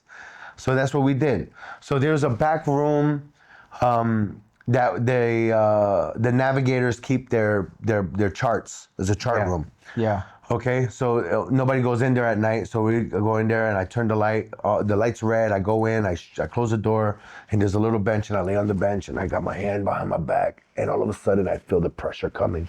And now I'm fighting with all my might, and I'm like, God, take this thing away from me. I am so sick of this thing. I don't know what to do. I don't know who you are, but if you want me to follow you, I need you to grab me, push me, pull me in the direction you need to go. I am a child. I'm a baby. I need you to grab me by the hand and tell me what you want to do, because I don't know what you want from me. Yeah. And at that moment, that room shattered like glass. It was like Stone Cold Steve Austin, when he used to wrestle, glass used to shatter. And then his music would start dun dun dun dun dun dun. It was like that glass shattering. Yeah. And I'm in the black room, and I'm kneeling down in front of a throne, and there's the king is sitting, and it's a white being, and I can't make it out. I can't even see his feet, but I know it's white and it's radiating, and I'm bowing in front of it. I'm crying because I know who I'm in front of. I'm in front of the King Jesus. I'm in the presence of the King. And I'm kneeling down in front of him, and I'm thanking him, and I'm praising him, and I'm promising him that I'm gonna search for him, and you know what? I woke up, and it was like light, like I was lighter. And to this day, I have never felt that paralysis again. Yeah. I feel it coming, like it's lingering, and it wants to, like I feel the presence, But it can't get it. but it doesn't touch me. I don't feel the pressure where I can't breathe anymore. That's good. That's my experience with sleep paralysis. And I didn't follow God in that moment. I was in my early 20s, and I didn't start following God until 37 years old, like fully. And I'm 42 at the recording of this video. So it's been 5 years that I've been on this walk. But he's been showing me himself for all of these years. And I just, I'm good. I'm good. You saved me from that. Cool. I'm good. Emergency phone call is 911. That's it. That's exactly what I did. It was a 911 call. And I remember coming back at certain parts of my life, even it creeped back in when I started my walk after 2022. But it never was as strong as like that day was like that one time. Like I felt it. It'd be like for a second or two. And then I'd be like, oh, no. But I didn't know about the prayer part that you had, you know. But when I hear your story and I think of mine, it made me think of how powerful the name of Jesus is. I just said I love Demons flee. and it didn't ever come back the way it had access before. Yeah. And so, like I said, I've had like one-off instances where a few seconds, but it was never like that one day where my eyes were open and, you know, I went through that entire ordeal. It was always like just a few seconds, and then I'm like, I know what that is. No, we're not doing that. But like you, I kind of got this, I'm not having this. We're not doing this. And then finally, once I hit my walk, I've never felt anything even close to it coming back or felt that presence That's at great. all. That's the power right there, man. But yeah, I'm glad that good. you said that because I didn't even think about it that way. That's excellent. I'm glad that we can share that because I don't know if I've ever told you that story. I've been coming No. here for a long time. No, never heard that story. So I First time. That sleep paralysis thing is real. But 100%. I'm gonna show you your haircut. Let's go. Because the next part of this service is when we sit down in the interview chairs and we break it down. But first things first, I want you to take a good peek at that. Yes. You know, it's just the usual same thing we always do, but I just want to make sure that you see it. Amen. Yes. All right. That. Thank you, sir. All right. So coming up, next phase, next time you see us, we'll be sitting face to face in the other chairs. In the chair. Welcome back. It is a privilege to have my man PJ in the chair. Thank you for allowing me to give you a nice haircut and sit down and share some of our background, some of your story. I mean, I think it's intriguing, and we haven't even gotten to the meat and potatoes. That was just the appetizer. I really appreciate PJ because out of every single person that sits in my chair, and he can tell you how, I mean, you have to book in advance from, my schedule is pretty booked. And not to toot my own horn or put myself on a pedestal, but I mean, I am a busy barber. That is a true story. And out of every single person that sits in my chair, the reason why I relate with him the most is because he knows what I've seen. He knows where we grew up. We grew up in the same neighborhood, around the same people. And it's interesting how we came together and how God put our story is nuts because my brother's wife has a brother. So my brother's brother-in-law. So my brother's brother-in-law and PJ's father are close friends. And I remember growing up, I would spend a lot of my holidays at my brother-in-law's home, and his father Percy would be there, and then here comes PJ. And I remember one holiday specifically, I cannot remember if it was Thanksgiving or it was Christmas, but one of those, we were at his house and Percy introduces his son. And I was like, yeah, you know, you move on with your life. You don't think about it. It was a one and done deal. And then fast forward, I don't know however many years later, I'm in Florida. We opened up men's groom room. In comes PJ looking for a haircut. And he comes and he sits down with my partner and he's cutting his hair. And PJ was always just mad cool. Like, oh man, I like PJ. He's cool. He's a dope dude. And one day, you know, after probably a year or so going to the barbershop, I asked him where he was from. And he says he's from Connecticut. And long story short, we ended up putting in all the pieces of the puzzle together. And I ended up like literally knowing this guy from my childhood. And we run into each other again in Florida.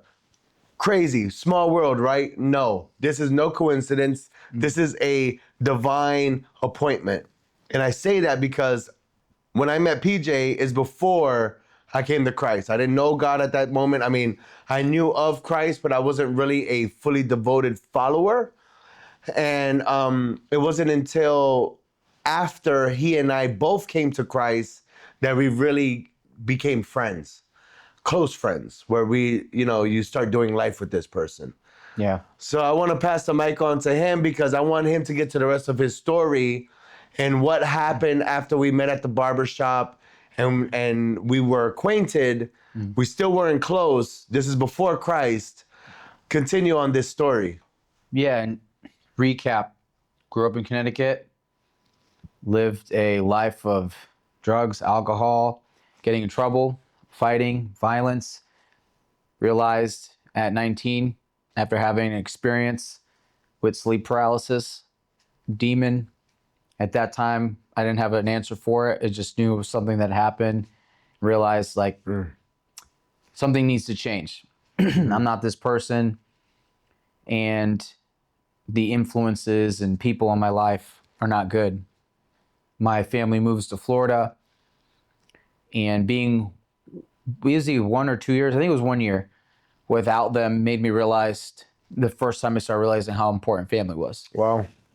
And then I moved down here in 2008 to Florida, which was 23. And we figured out. And We had to do the math. we had to do the math. And I had owned my own business. And that was part of how I got to Florida. I owned a landscaping business at the time. Wow. And packed up, left everything behind, and moved to Florida. And just touch on where you and I met up. When we met up at the barbershop, Lewis used to always say, Primo. He's always calling me Primo. Mm-hmm. And we kind of it's like a Puerto Rican thing.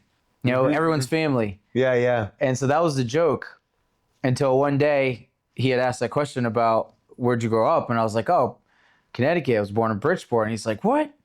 And we started going. And then finally, there was another day that I came in. You're like, is your dad named Percy? Mm-hmm. And I remember just how does he know my name? Because I've only introduced myself That's as forbidden fruit. PJ. The only people only know me by PJ. No one ever calls me Percy. Yeah, and don't call him Percy. And so we start figuring. I'm like, dude, we really are family. Yeah. And then describing how you knew Percy, my dad, and I was like, wow. And so Harry is my dad's cousin, and so we started putting those. This is like family. Yeah, for real. I didn't even know that part.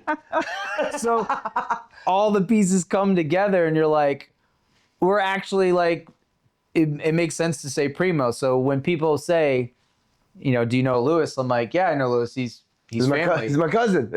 Not literal, but for real.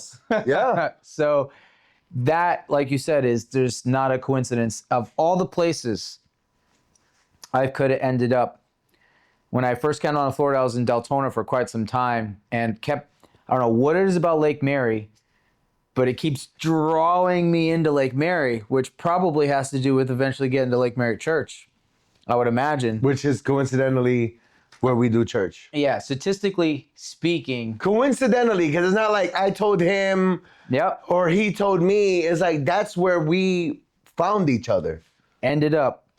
And so statistically speaking, me walking into the barbershop was, like you said, no coincidence.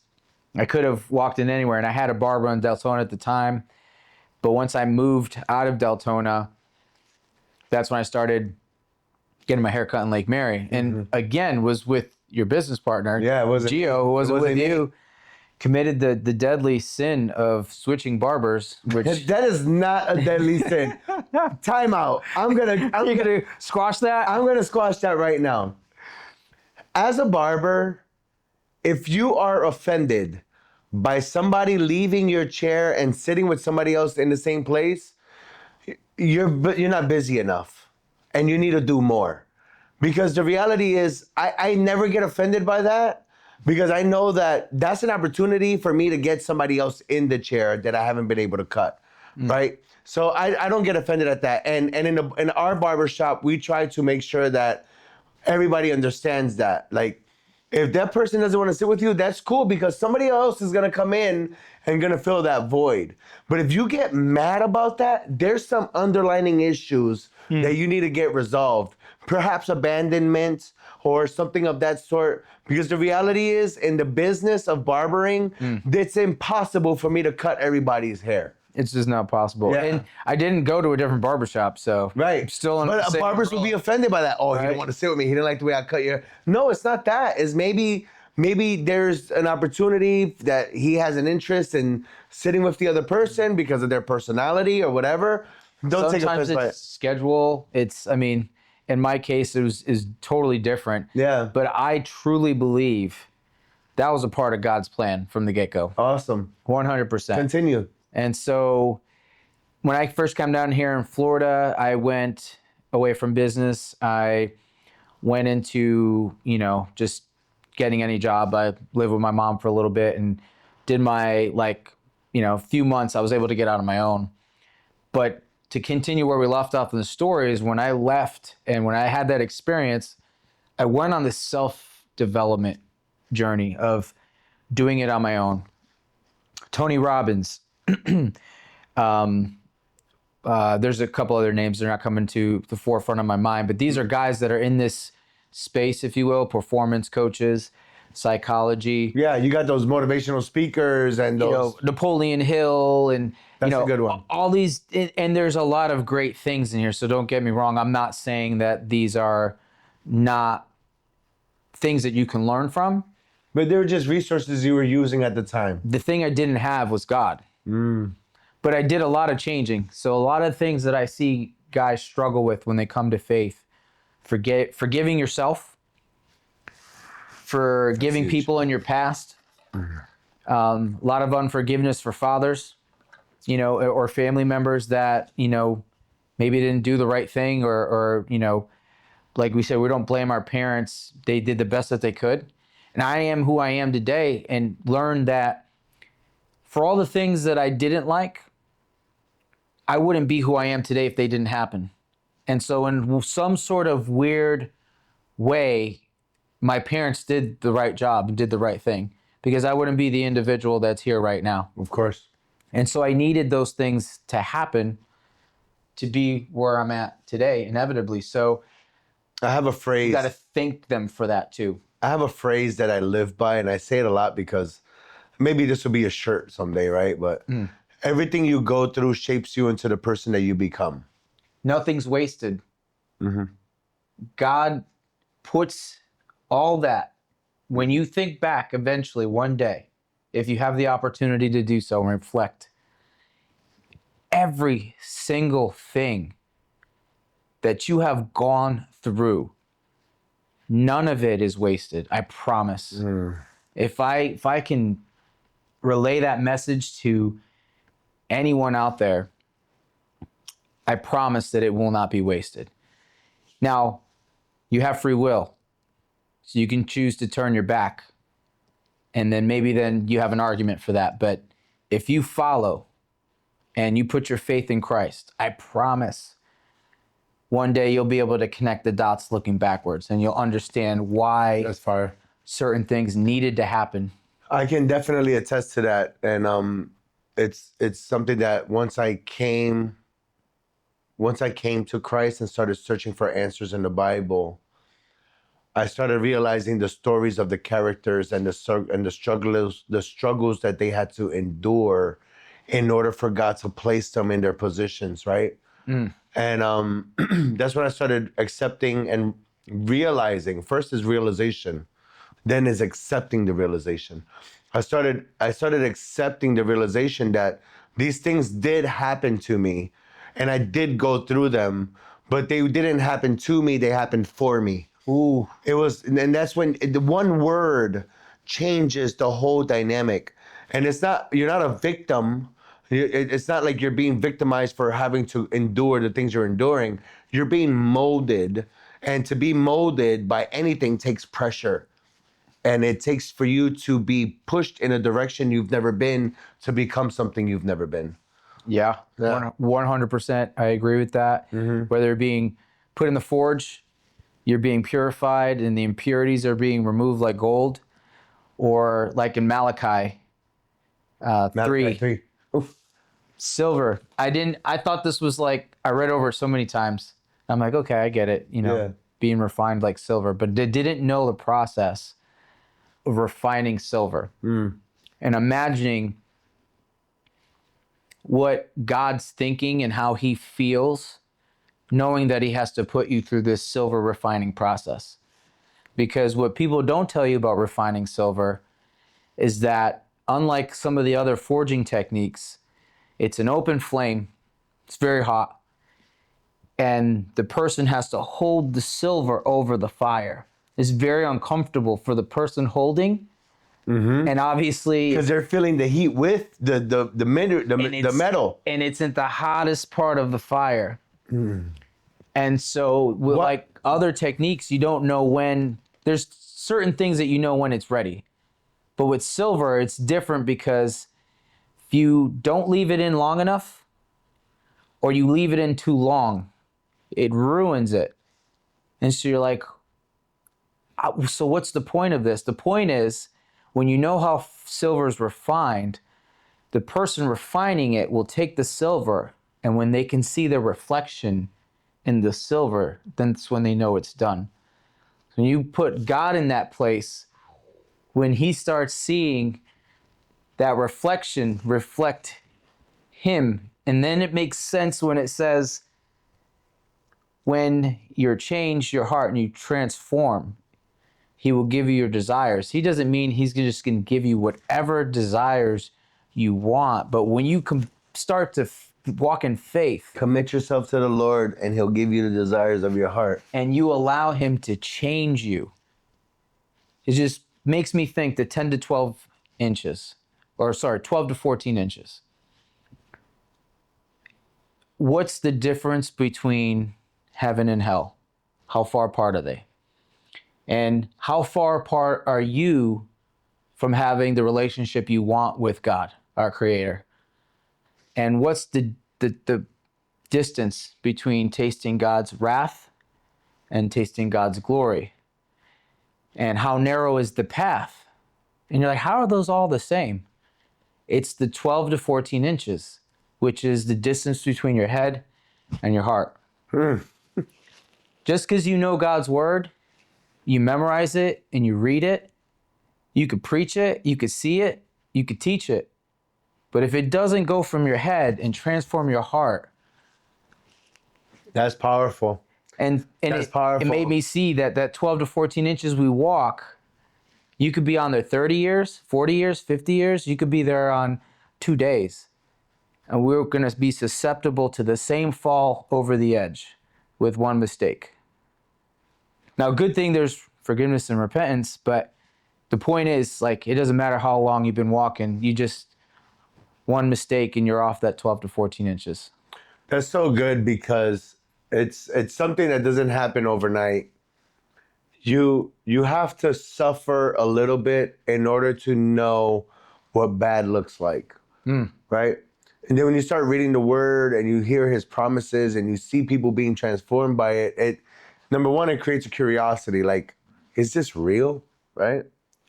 And then secondly, when you start diving in, it starts convicting you. The word starts convicting you, and that's how you know that he's working on you. Because a lot of times we don't see the problem that we're creating or the problems that we have. Like, we just have this narrow vision. And you don't understand why you do what you do. You just do it because it's instinctive. But when you start reading the word of God and it starts convicting you, it's like, man, like I've just been navigating through life because that's what I know, but it's wrong. And that's the step. The first step is the realization. And then the second is the application. And that's where change comes. That's where the change comes. When knowing is the first half, application of knowledge is the second half. And that's the hardest part. Because how many times did you do something that you shouldn't have done and you're like, man, I knew better. But you did know better. You knew the consequences to this action. And you still did it. And you still did it.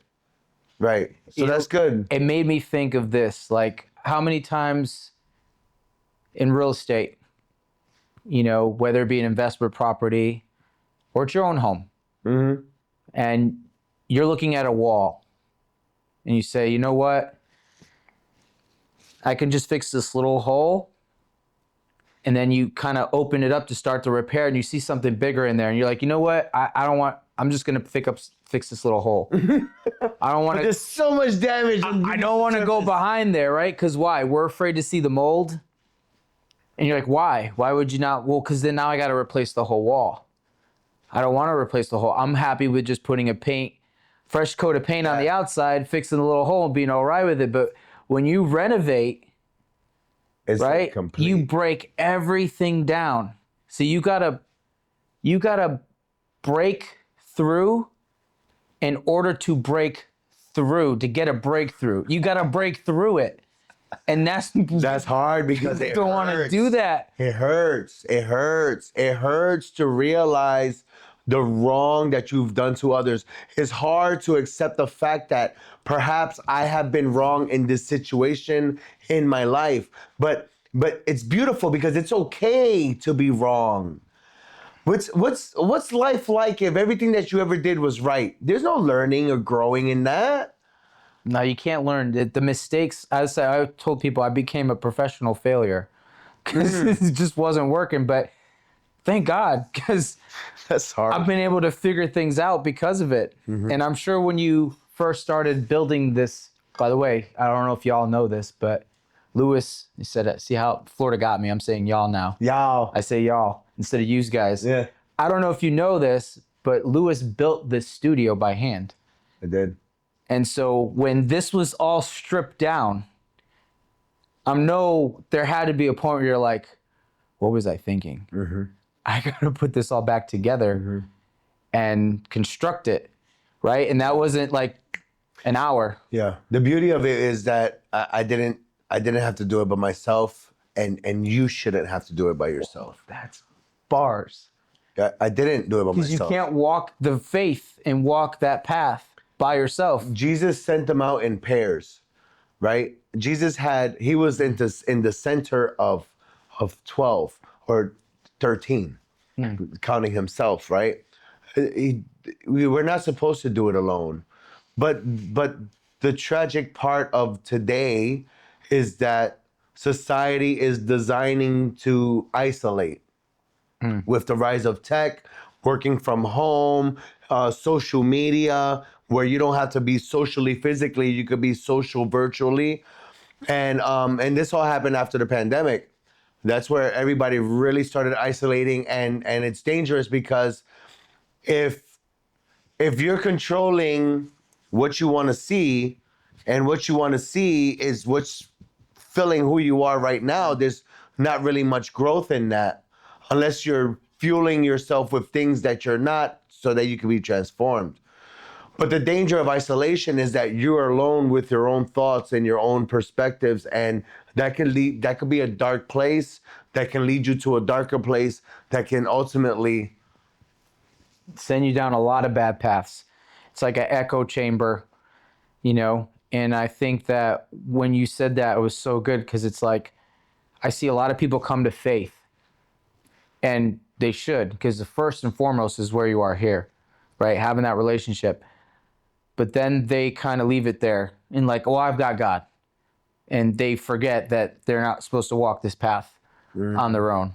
The reason I'm here in the studio is because a brother helped me. The reason I have a haircut is because a brother helped me. The reason I have been able to do all the things that I have been doing in the kingdom is because I have brothers on my side now that'll walk through the fire and the flames with me, that are actually there for me and are ready to do life with me, where before we'll get into, I didn't have that. That's what I wanted. That was my next question is, I know it didn't always look like that. What did it take for you to be where you are today? Because it wasn't always like you always had this group of people. Like, no, this has started coming with time. But where were you before? What did you have to go through in order for you to have the perspective and live the life that you're living now? Man. So I was saying, like, when we kind of like recircling where we were, I went through this journey of self-development. I made a lot of changes. I forgave the people I needed to do. I did a lot of the work psychologically I needed to do. And I ended up getting out of working for someone and built my own fitness business. And makes sense. yeah. Every now and again, I pick things up and put them down. So I figured, why can't I get paid for this? Actually, I worked out with help this people. guy one time, and it's intense working out with this guy. He is a go hard or go home type of person. So And a lot of people don't know, we were a bunch of fat kids. We were fat boys. Yeah. And 240 pounds, or maybe 248 was my heaviest. And so I have before and after pictures. It doesn't even look like me. I look older 300 pounds, man. in my 20s than I look now. We'll do a segment in Barberic Culture about the importance of losing weight, working out, Taking exercising. care of your body. We'll do another one. But please continue with your fitness exercising business. So I'm going into life coaching. I'm doing all these things. And one thing I want to mention was a really pivotal point, even before I got to the point you're asking. I had someone reach over, and I'm life coaching people. And a big thing I'm teaching people is how to feel like they're enough. They shouldn't feel like they're not enough. And this person leans over to me and they look me dead in the eyes. Pause. And they go, "Do you celebrate your wins or do you immediately raise the bar?" And I said, "I raise the bar." Always. Always. They got quiet. So I'm getting a little uncomfortable now because nothing's being said. I'm uncomfortable. And they go, "PJ, when will it ever be enough? Be enough money, enough time, Yes. enough love, Yes. enough attention, Yes. enough fill in the blank." Yes. And I was like blown away because I'm like, wait a minute. I feel fine. I don't lack confidence. Look at everything that I'm looking at achievements and all these things that I think are successful, that my definition of success at that time. And I'm like, are you saying somewhere deep down inside, I still don't feel like I'm enough? Like, I didn't say it. You did. And I was like, whoa. Person? Gloria Danvers. No. Is somebody you've been working with, or? This is someone that I was working with at the time that I was seeing, and blew my mind. And I drove even harder into self-development. So it was a great question. The problem is, again, I didn't have God. And I said, I can fix this. Which brings me to now my next career, out of fitness. I did well in fitness. I was dealing with high-end clients, which led me to a client who gave me an opportunity to go into the finance world, which was in mortgages, specifically in real estate. And I said, I don't know. You know what? At that time, I felt I was young enough to make the bridge and gap into it, where I didn't feel like I was starting over. I could feel like I could transition into this because I was like telling myself, oddly enough, I don't want to start a new career in my 40s. Famous last words. Sheesh. So I said, this is the time to do it. Let me go ahead and go at I'm it. sure when this happened, what year was this? This was right before COVID. I had no idea it was coming. Right before COVID, went into finance, and then COVID hit, and I'm like, man, imagine if I was still in fitness. That might not have worked out well for me.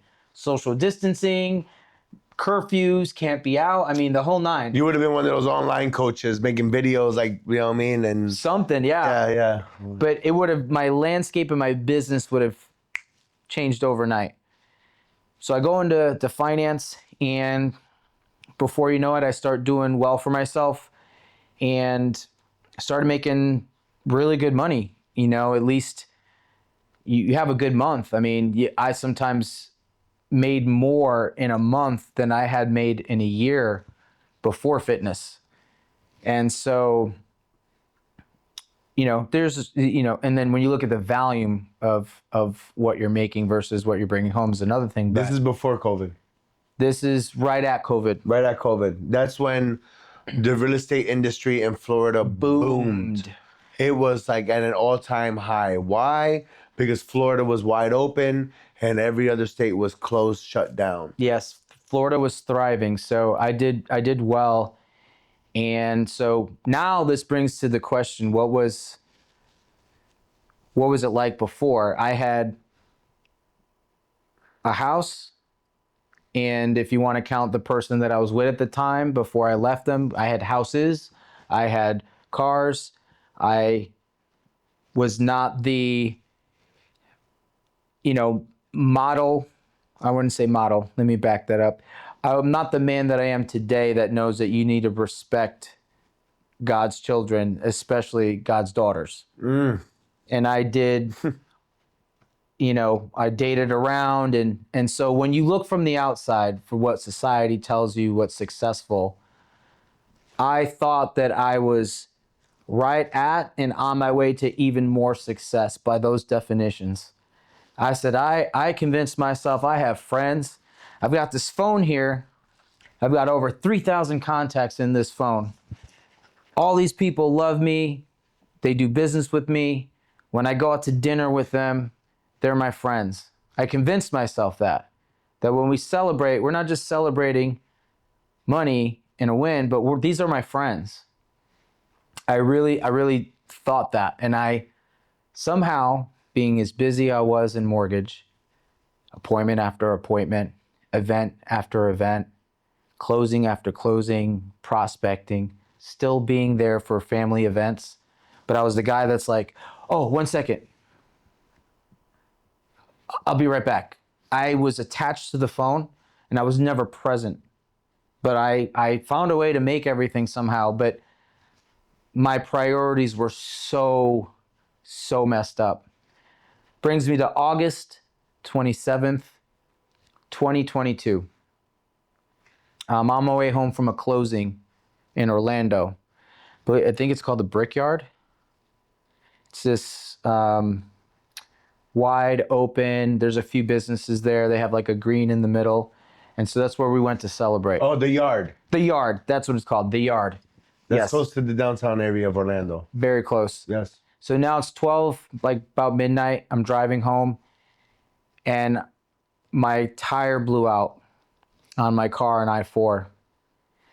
When it blew out, my car flipped, they say 5 to 7 times.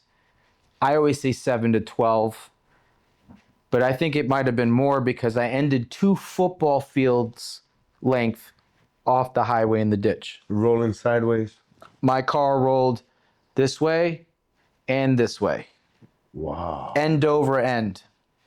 The amount of damage on the vehicle is how you can tell that I rolled over hood to back and side to side. And not only that. Did you wear a seatbelt back then? Oh yeah. I was wearing a seatbelt. They had this big sign on the side of the highway that they put in the middle, the biggest one in Volusia. Well, that used to be, because I don't think they got a new one. And it's like, picture close to what you would imagine if you were in an outdoor movie theater. So this is a big, not a little small one, a big one. And so that's what they put on the side when they're replacing the signs above so that you can tell your exit's coming up. I blew right through that and landed on the other side of that and kept flipping. I woke up from the sizzling of the engine and the airbag smoke that made me cough. Wow. And so I see white. Bro, like, how did you even walk out of that? No clue, because the adrenaline was going. What were you thinking, like, when you got out? Like, what was your first thought? Did you know what happened? No, I said, I see white. I've seen this before. I'm in an accident because the airbags are deployed. I went in the middle console. I took a knife out that was a glass break, a seatbelt cutter. I cut the seatbelt. I cut the airbags. You were upside down?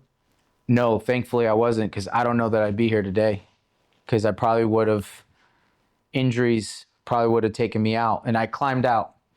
And I remember looking and then thinking that, what happened? I remember slowing down because it's 65, 70 in that area. I probably was going like 75, and I was slowing down to 70 because I knew that the exit was coming up to get off to go home. And then that's the last thing I You remember. weren't even like speeding like a lot of these other people do. No, Because no. I know I'm doing 75, 80, and people are flying by me. Yes, and I very well on a different day could have been that person, but I wasn't that night.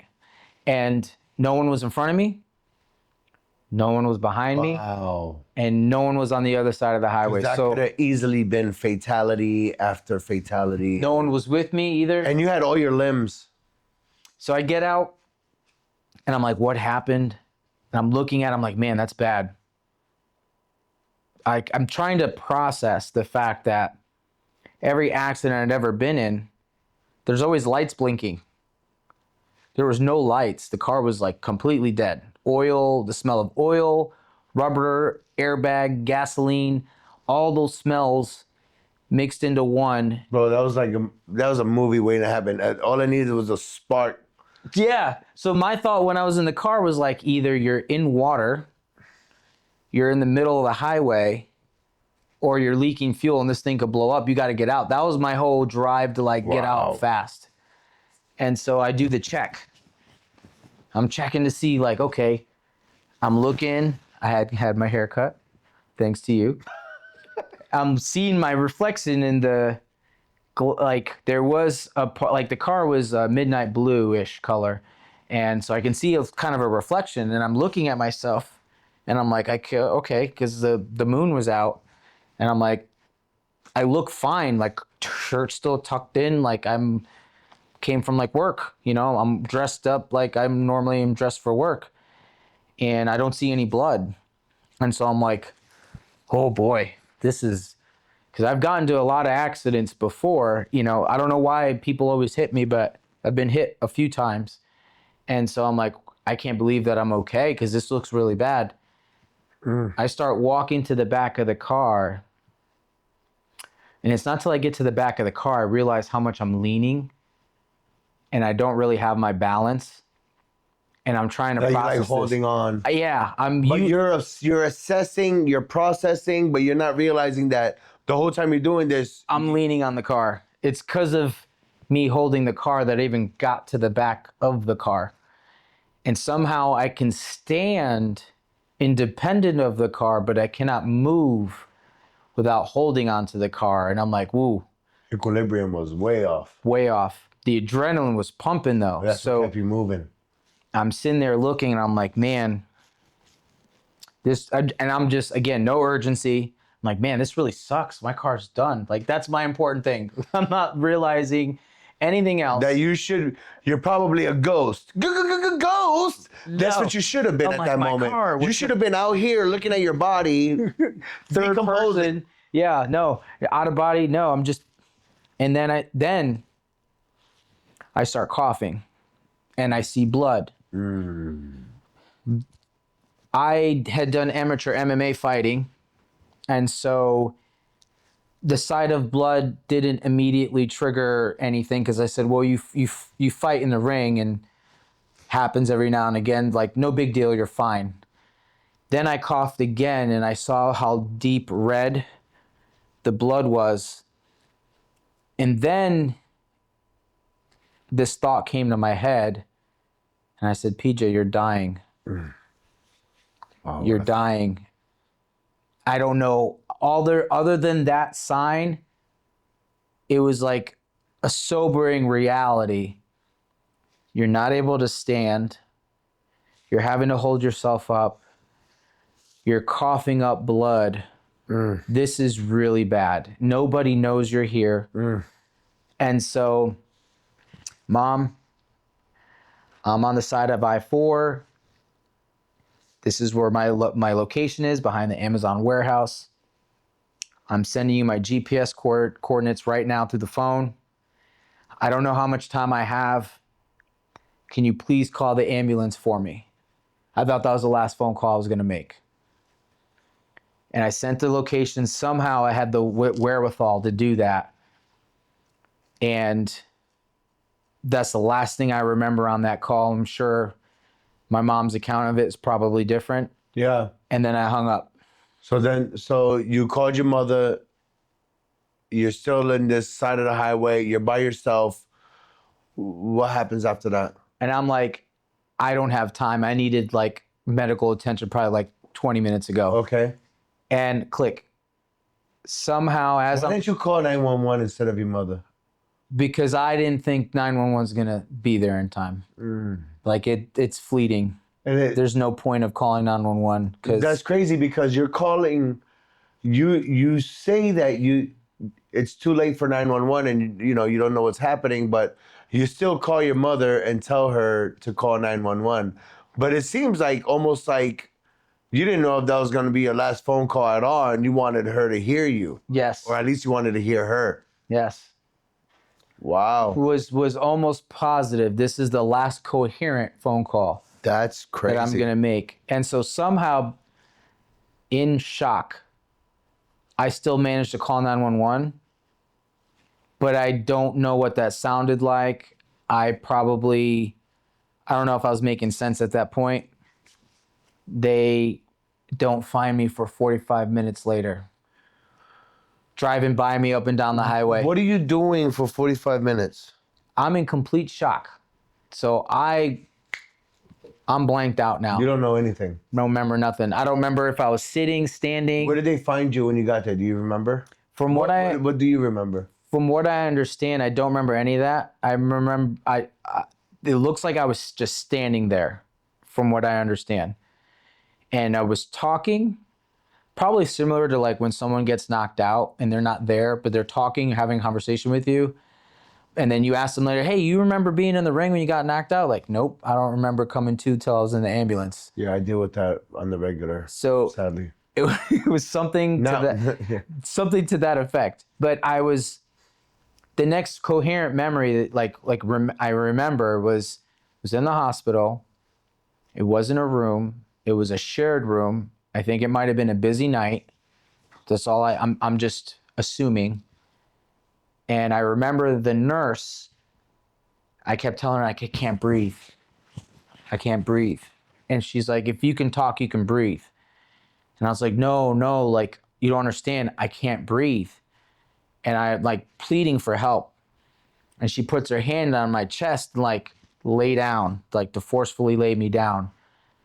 And I snapped. What do you mean? I was in shock at that point. This is what people told me. I don't remember. I just remember having the memory of being pushed down and feeling hopeless. And like, I remember thinking, I need to fight for my life right now. Black. Don't remember anything. From what I was told, as soon as she had pushed me down, I just went straight into MMA mode. You grabbed her and put her in an armbar? I started taking people down. No. 100%. While you're dying. So here's what they didn't know. They can see the glass embedded in my head. I see the glass embedded in your hair when I cut your hair. Everywhere. I had a collapsed lung. Wow. Internal bleeding. Wow. Dislocated wrist, which I think came into play this next moment we're about to talk about. Brain hemorrhaging, brain swelling. And as a result of the accident, I now have what they say is a scoliosis. Like my your back, your shifted. Your spine has had a curve instead of a straight. Which, neither here nor there, probably the least of my worries of all the things I mentioned. And so I'm fighting the nurse, and I start fighting everybody. Because obviously now I don't know what this looked like. I don't know. It doesn't sound like I was kicking and punching people. Because no, you probably put her in an arm bar. I probably was like grappling and wrestling. I don't know, and so they called security. Yeah. So I don't know. I said 8 to 10 in one story, but it might have been more like 6 to 8. And I don't know if this was all security or if it was a combination of female, male, and nurses and security. But from what I understand, 6 to 8 people, we'll go with that, because I know they said at least 6 to 8 people, and they couldn't hold me down. Oh. It took them 5 to 7 minutes just to get me on the table, or not the table. Bro, these people are trying to save your life, and you're trying to take them out. Fighting like crazy. I get the bed. They had to sedate you. So they put me on the bed, and now they would all lay on top of me to try to get my hands into the harness. The restraints. That's how my hand got messed up, because at some point fighting it. They got one hand, and I probably jumped up, got them off of me, and I'm running around the table with my hand still stuck in the restraint. And so now they got to the point where like it's been maybe 15, 10 minutes somewhere in that area, and they're like, forget this. We're not doing this. Someone distracted me and then hit me with the sedation from behind. This is like some Batman Arkham Origins type story, bro. You can't make this up. It's like a movie. Yeah. It's almost unreal when I heard this, because it just didn't sound like... I was just shocked, right? And what they didn't know was all the things I mentioned. Yeah, so you have a collapsed lung, you have internal bleeding, broken wrist, scoliosis of the spine, brain hemorrhage, brain swelling. Guess what's not a good idea to do is give somebody sedation when they're in that state. That put me into a coma. So Not medically induced. Like this is your body reacting. Well, as a result to that sedation. So now I'm in a coma on a ventilator, fighting for my life for 3 days. Wow. My blood pressure through the roof. By this time, my family got to the hospital only because they're like, this guy's not going to make it. The chaplain got on my work phone because it's the only phone they can find. And they started going from A and started going down the list. A to B. Then there's a point where I don't know how many text message and phone calls they tried. We're like, we're still on like C. This is going to take forever. And the cops were like, forget this. We're going to find out who owns the phone, see if we can find something there. My boss, who owned the work phone at that time, was coming off of a flight from Costa Rica. It's like 4 a.m. now. They got a hold of him and said, who is this person to you? And he's like, that's, you know, he's my coworker, or he works for me. He's an employee of mine. And they couldn't give him any information, but he's like, I have his mom's number. And so he called my mom to let him know where I got transported. My mom had called 911, but no one ever got back to her. So the whole time she's just been waiting, Worried, bro. not knowing what's going on, where I am, if I got help. Especially after the last phone call, his mom, I'm dying, call 911. Click. Oh, poor woman. Yes. And so 3 days later, they go, listen, you have a choice to make. If we don't pull the ventilator, his lungs are going to shut down. I can guarantee you he'll pass away. There's a 50-50 chance that if you pull it now, he may start breathing on his own. But you have to make a decision because the time is ticking, and I can assure you another day or two that his lungs are going to completely shut down and you'll be saying goodbye. So they had to make a decision to do that. Mind you, the only people that showed up, grandparents, the girl that I was dating at the time, one of my business partners, my mom and my sister. I had 3,000 plus contacts in my phone. Not one of them showed up.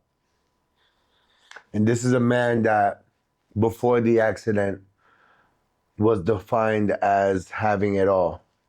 At least I thought I was pretty much on my way to it. Maybe other people, I'm not going to compare myself to like maybe the top 3% producers in that arena, but I understand, but just from the life that I came from, this was one much better. This was making it. So I have a scripture that keeps popping up in my head, and I was gonna say it sooner, but I don't think it was time. But now it's time. Is what is it for a man to gain the whole world and lose his soul? Yep. And it seems like you had everything, but you literally were heading to death, and you had no relationship with God, and Apparently no relationship with anybody else because nobody was there. So when I woke up, well, they did the 50-50 pull, and I ended up pulling through. So they pulled the ventilator, I started breathing, and I woke up the next day. The last thing I remember was making the phone call. Had not remembered the part about her putting her hand on my chest. And I remember just waking up and looking around. I see my hand super swollen, like 4 times the size of what it should be. And I'm like, what happened to my hand? And I see this tube in me that's got blood coming out and this apparatus that looks like, I'm calling it a suitcase, but it's got a handle on it and it's pumping blood out. All these machines and beeping, and I got all these tubes in me, and I'm like, oh boy, this is serious. I'm thinking it's the next day. I have no idea I lost 3 days. I somehow, I get in the chair. You woke up in the future, bro. Literally. I woke up in the future, wild. So I time traveled. I got in the chair, and I remember sitting there, and I was just, again, just taking everything in, and nurse comes in, she's like, you're awake. And I'm like, yeah. Kind of like, I don't know, I was in a coma. Yeah, I'm like, fine. Who are you? Yeah. Why am I not supposed to be awake? And she's like, I gotta tell somebody. She's like, do you know where you are? I'm like, no, where am I? She's like, you're at HCA Lake Monroe Hospital in Sanford by the water. And I'm like, okay, yeah, I know that place. I'm like, okay. And she's looking at me and she's just like, I don't think you're not getting it. You don't understand. I'm like, understand what? You're in the morgue. She's like, you're on the top floor by the helipad. And I'm like, okay, Is that ICU? yeah. And I'm like, what does that mean? She's like, you're on the helipad because sometimes when people get transported by helipad, you're right by the operating room. You're at the OR. So we might have just seconds to get you treated. And I was like, okay. And it's almost like she's like, I need to break this down to you a different way. Out of the 10 to 12 patients that are on this floor right now, you are the only one that's conscious and will not be passing away due to your injuries. How do you? So all the family members that are here currently are saying goodbye. Wow. And I was How do you receive? How do you receive that information in your state? unreal. I was delusional, which was pretty good, like in terms of like, Not freaking out. yeah. Cause I was like, all right, so when do I go home? She's like, first of all, you're not supposed to be in that chair. I don't know how you got out of that chair or the bed, Out of the bed and into the chair. And I'm like, I didn't even think of it. You know, I was like, I don't know. I just got in there. She's like, you can't walk right now. And I'm like, I can walk. And she's like, oh no, you can't. And she's like, by the way, are you okay? And I'm like, You're just confused. yeah, I mean, like, I'm okay. I'm like, I don't know what you mean. She's like, do you know you fought people? And she tells me the whole story about fighting people. And I'm like, I was so mortified. I'm embarrassed. I'm like, oh my goodness. I am so sorry. That is not, I don't typically want to fight people who are helping me. Right. And, you know, I'm sorry. No, yeah, I'm fine. And she's like, okay, one thing at a time. Let me let people know you're awake. And I was like, how do I get out of here though? Like, for real. And she's like, well, listen, you're on the top floor. When you do certain things, you get downgraded. It takes time. Like, you're going to be here for a while. And I'm like, all right, so like, what's the first thing that I have to do? She's like, you got to show that you could walk around the nurse's station, and then we'll kind of go from there. And then there's certain tasks. And I'm like, okay, so I get downgraded by floors. How many floors are here? I think it was 5, 4, so maybe somewhere between 4 and 6. I don't remember. Yeah. There's not that huge, but it's not huge, but there's a few floors. Yeah. And I'm like, okay. I'm like, all right, cool. Get the, you know, physical therapy person. Let's do it. And she's like, all right, I'm just going to entertain this for the fact that the sooner the better. But I think she felt like that was going to like humble me and like kind of bring me back down to reality. And so eventually my mom came in. I got to see her, and, you know, she was happy to see me, and I got to walking right away and realized I couldn't walk. My feet were moving like this. And but I was stubborn. And what is it that had you moving slow if your legs weren't broken, right? they were not, by the grace of God. Wow. But what it is when you're in a bed lying down, for like the atrophy, your muscle atrophy is crazy in just 3 days. 3 days of laying down without moving. Did it have anything to do with the swelling in the brain or the...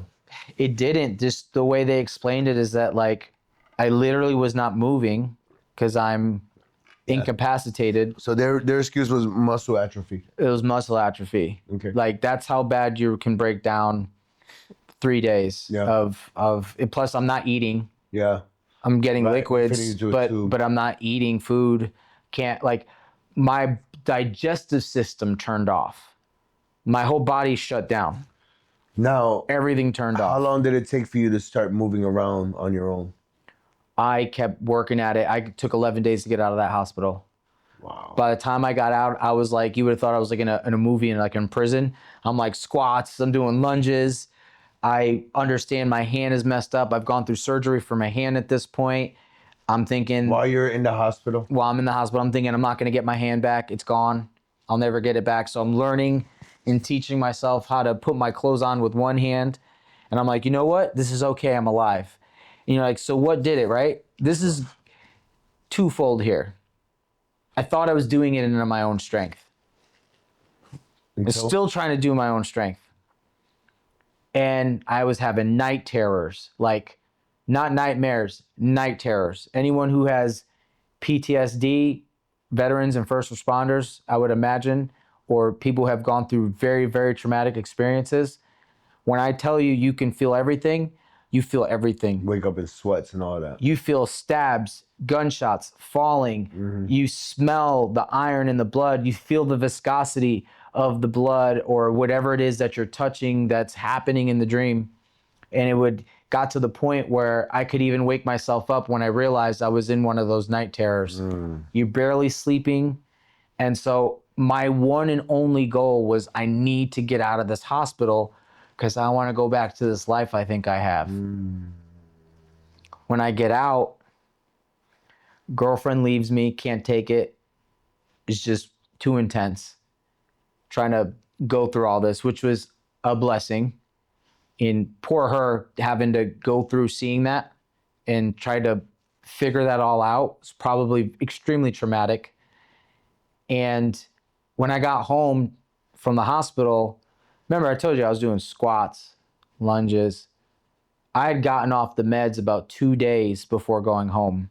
But I was so pumped full of it in my system that the morning of the following day, getting out, I couldn't even move an inch. Now I understand when people say, I feel like I got hit by a train. I had to like shimmy my way out the bed. I went from squatting and lunging to like a frail old man. And the hurricanes were coming at that point. And I remember feeling a vulnerability that I had never felt in my life. I was like, I'm a liability to my family. I can't save myself if it floods. Wow. If I was in a car right now, let's say I got back to driving and someone robbed me and pulled me out of the car, they could kill me by accident. I have a hole in my chest that can't see the sunlight. So many things. I went back to the car wreck with my grandpa. He's the only one. My grandpa is like ride or die. He brought me back to the accident and let me get out of the car because I just couldn't reconcile where my wallet was. And I found it. No, what? I found it with my keys. How many days later? This was 2 days later after getting out of the hospital, which was 13 days later after the accident. Something. You want to know what drove me to go find the wallet and God was showing me something there? Tell me. Because I had money in there I wanted. Oh, snap. And Hey, guess, and the money was gone. So someone who saved my life robbed me. No. And I was like, you know what? No way. I deserve that because the only thing I'm thinking about was money. When I look back at the situation, at the time I was like, how does someone rob me in my, like they went through my wallet, like this dude ain't gonna make it. I'll take this. Took the money and then threw my keys in my wallet on the side of the road. Were they together or close proximity? They were close. So you can tell like someone threw them. They weren't like placed together. I found both. Found my ID, my credit cards, but the money, I had like $500 in there was missing. That's wild. And so all this is mounting up. I go back to work. I put on a mask. Just happy to be back to work, like back around my friends and this, that, and the other, like people I think have my back. I start seeing some success and I'm getting back into it. But on the inside, I was empty. I was void. Before all this happened, not to go backwards, many times in my life, a lot of people don't know what the semicolon stands for, but it represents either knowing someone who has succumbed to suicide or yourself have attempted it. I've heard this before. What is the significance of the semicolon and how does it correlate with suicide or suicide prevention or suicide awareness? Now I'll be honest, when I got it, I had a better understanding of it. I think I've only read it once or twice, but the actual thought process behind the semicolon, I don't have off the top of my head, but I remember seeing it and reading it, and I wanted something to remind myself to not go down that path again. And I had put my mom through trying to take my life in front of her. I had Wow. been at Is a this point. after the accident? This was before. Now, after the accident, I went back to that dark place again. And I remember having a gun loaded, and with a series of events that occurred, the bullet ended up going into the tub. And so when I had to eventually take care of that, I was so embarrassed, and it's so crazy that the person that was doing the renovation of my home had to come and be like, hey, do you know you have a bullet in your tub? And you're like, yeah, Yeah, put it there. I do. Yeah. And so You're next. no, I'm sure I'm like, what was he thinking? You know, like, Yeah. what happened in this house? You know, I think he might have, he probably had the wherewithal to understand, because we ended up having like some conversations about God, and I had just started to like, so nothing worked. Therapy, rehab, celebration of life, therapist, you name it, I tried it. And this is after your accident. After my accident, nothing worked. That episode had happened in between, somewhere in there. And I remember two people I had promised. I promised them that I would go to church.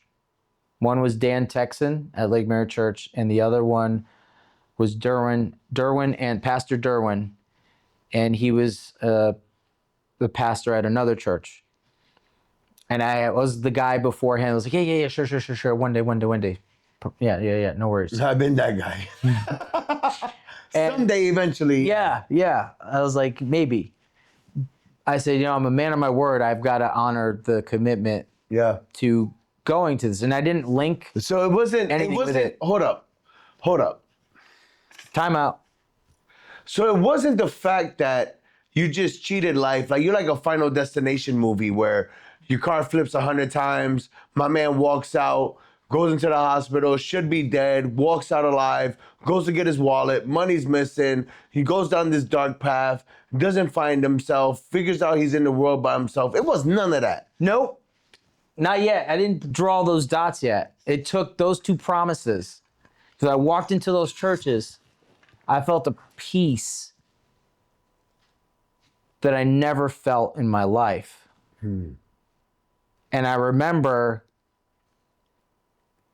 thinking to myself, nothing has remotely made me feel better like going to church did. Because remember, I grew up Catholic, so I was like, I know church. I already know what I'm getting into. And I remember going and like people standing up and worshiping and praising, and I'm like, what is this?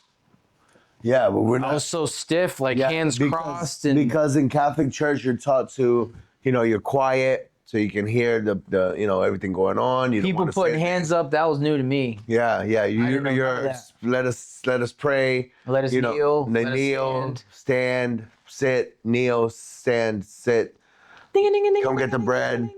Get the Bells. the smoke from God knows what. Yes, it's very different to just now. People are praying out loud. They're praising God. They're crying. It's emotional.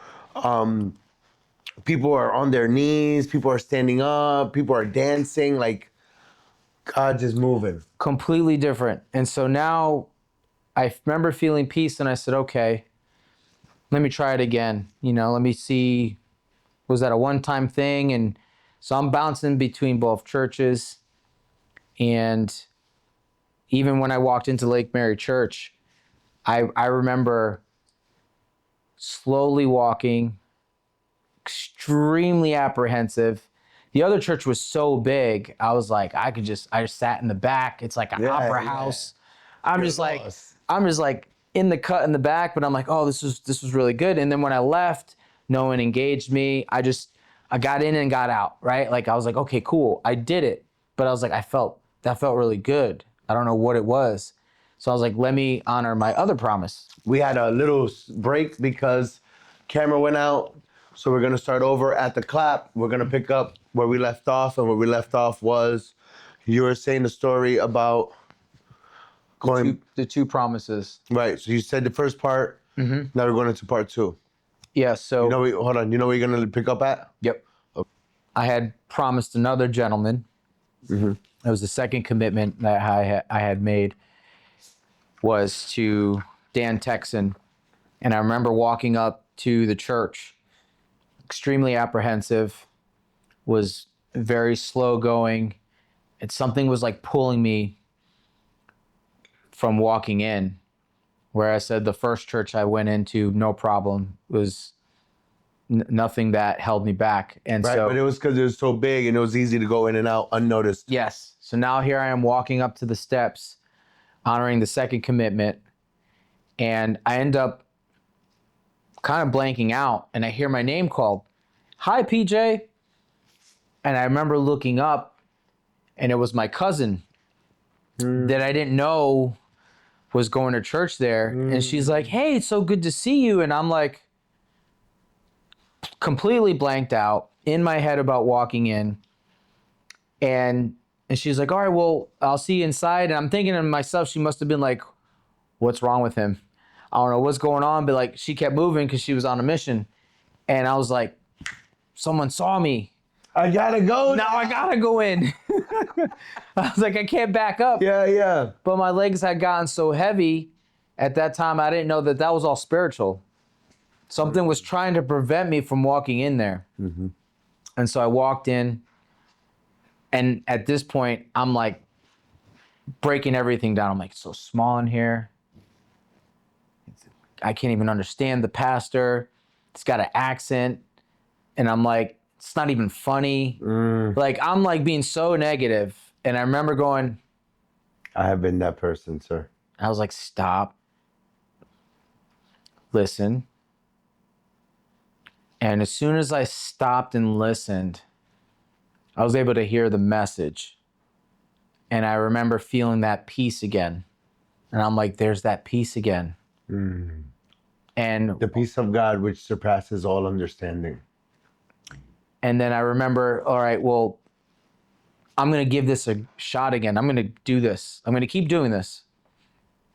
And so I kept getting plugged in. I went to both places. I'd go to the big church first, hightail it out of there, and make it just as worship was starting at Lake Mary Church. And then as I started to go more, I realized I got past the accent, which I don't really even hear it now. It's funny how I don't even hear the accent now. And I realized like it's his humor. And like now it's funny. Like I get him now. I didn't Big deal. Yeah, it's a big deal. I didn't understand his humor and I didn't, and that part of that was the being so rigid from coming from a Catholic background of like, this is serious. I wasn't used to preaching with having like a joke in there here, every now and again. And so I really began to understand the word better because of how he'll give you like a lesson as he's preaching, he's teaching. And that eventually led me to go into a life group. Because of that life group, I got introduced to Foundations, was dating someone else at that time, super new in my walk. And they challenged me and they said, oh, because I was like, I'm going to do, started doing that. Yeah. One day. Yeah, sure. And I was like, I'm going to go to Foundations like next time. And she was like, why won't you do it now? And I'm like, okay, challenge accepted. I'll go. And that's what got me into Foundations. Watch me armbar this course called Foundations, and I'll take on it and make it tap out. And little did you know that's what it was going to do to you. Yeah, it destroyed me. because when I started going through that, I understood the why behind the why. And it's quite literally called foundations. Not only does it give you biblical foundations, but it's teaching you how to have a foundation so that your roots go down deep in the soil. Because all it made me think about, at looking back at it, is all too many times we feel like we're being buried by life. We're being buried by our problems. We're being buried by PTSD, trauma, depression, mistakes. Yes. Where we want to be, we're not where we want to be in life. We're Yes. behind. You're being buried, but really, you're being planted. You're being planted. And it's not punishment, it's preparation. And what he's teaching you through this is to have your roots, like, stay here for a moment and be okay with what's happening. Because I need your roots to go down far enough till you hit the rock. The rock is him. He needs to be the center of everything. And when you can build on that rock and you imagine yourself being a tree in the storm, you don't end up toppling over as soon as the storm comes. This is so good. This is so good. I was reading behind you, and it has all of the names of Christ. And one of them is Chief Cornerstone, right? It's like that anchor that is necessary. And when you build roots around him, that is the firm foundation that now you can build up from, right? But you can't build up until you have a firm foundation. Before they were able to build on top of the dirt and create this home that we're in, they had to put the foundation first, and the foundation has to be buried and firm in order to withhold the structure being built up above. Yeah, or else it won't withstand the things that come in life, right? You build on sand, you can have the most beautiful structure, but with one storm, it all goes down. And that was what I did. Yeah. I tried to build everything myself. I don't need help. I don't need anyone. I'll do it myself. And let me tell you, you can get pretty far. So I won't argue with anyone. You can definitely get far on your own, but I will tell you this. When you lose your job, when they sell the company, when the market shifts, when your parent dies, when your spouse is no longer here, and any other tragedy that you can think of that you weren't planning on happens, will that house still be standing is the question. When the market crashes, when whatever you can think of happens, do you have the strength to still stand on your own? Right. Or is your identity built on the titles, the achievements, the accomplishments, the goals, and the man that you thought you were becomes questioned, and you have to look at who's staring back at you in the mirror, wondering why things didn't work out how you thought they would. Amazing. Amazing how you can build your identity on Christ and become the person that you were destined to be, versus building it on what you do for work and all of that stuff. Which is why I stopped my show. When we first started this show, I would have people introduce themselves, who they are, what they do, and why they do it. And I stopped that because it doesn't define who you are. If I take all that away from her, who are you? Yeah. Right. Does it rely on that? Right. But if you have Christ as a part of that identity, Yeah. I was sitting in a situation putting trash in a truck, and this was I grateful for the opportunity to work at this point, because I left mortgages, I left everything, and started seeking God. You know, like, if this is what it's like to follow you, I'm there. Sign me up. I want more of this feeling. Foundation showed me that a relationship with him could conquer all things, and like a peace that extends beyond anything I could ever imagine. Yes. So as I'm in this position, throwing trash in a truck, I remember having a pep talk to myself. I'm like, man, it's really good that you can humble yourself and like, throw trash out. And like, I remember thinking to myself, why does that sound off? Why does that not like sound like a good thing to say? And it was like, hello, do you not know who you are? Are you solid and secure in your identity in Christ? Because if you were, you wouldn't have to say that. That's good. You would just say, this is what I'm doing today. Thank you, Lord, for the opportunity to serve you. That's it. Powerful.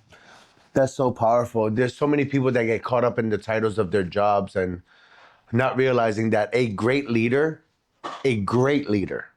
is someone that has been in the trenches and has worked their way up and isn't afraid to go back in there if they had to, because you already know what it takes to do it. So why are you above having to do that?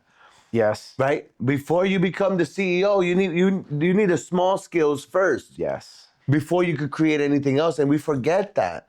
And sometimes I feel God has to humble us so that we remember where we came from.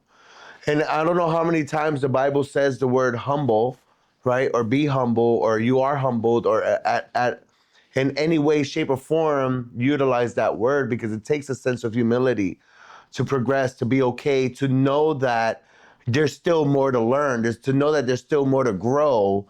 There needs to be humility. Yes. That's so good, man. Foundations taught me that I could have a relationship with Christ, and that if I put my trust in him and not the world, there's nothing that you can't end up accomplishing. Yeah.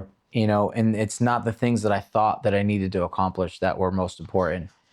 Being secure in my identity with Christ, it was kind of like, who do you think you are? Like, you're too good to do, like, you're serving me. You serve me. And so whatever it is, whether I have you open the door on Sunday or any other role in the kingdom, you are exactly where you're supposed to be right now. I love this. I love this. That's it, period. I love this because you started out as someone that was introduced to Christ and has been transformed by Christ. And now you're being used to transform others in so many different roles of mentorship, life groups, discipleship, like sitting there Yes. in the darkness with somebody and just walking through life or helping them navigate through it. Now we've served together in the recovery house, Yes. working with the addiction aspect of this world, and leading men's groups, and I mean, huge things you've been a part of, and you are. Man. Dive into some of the stuff that you're doing now. Yes. So it showed me that I didn't have to, I'm not supposed to do life by my own, on my own, that we're meant to do life together. It has led to real friends, real people who are there for me to circle back at that will go and walk through the fire with me and actually care about how I'm doing, and will help me in the ways that no one ever in my life up until this point was there for me. They're family, and getting out of that made me want to serve. So I began serving and looking for opportunities to serve. Serving led to men's conferences, led to being intentional with my time, following up with people, not realizing the skill of relationship building that I used in the business world and professional world was exactly what God was going to use so that I can build the kingdom and build disciples and share the good news of the gospel, that he was who he says he was.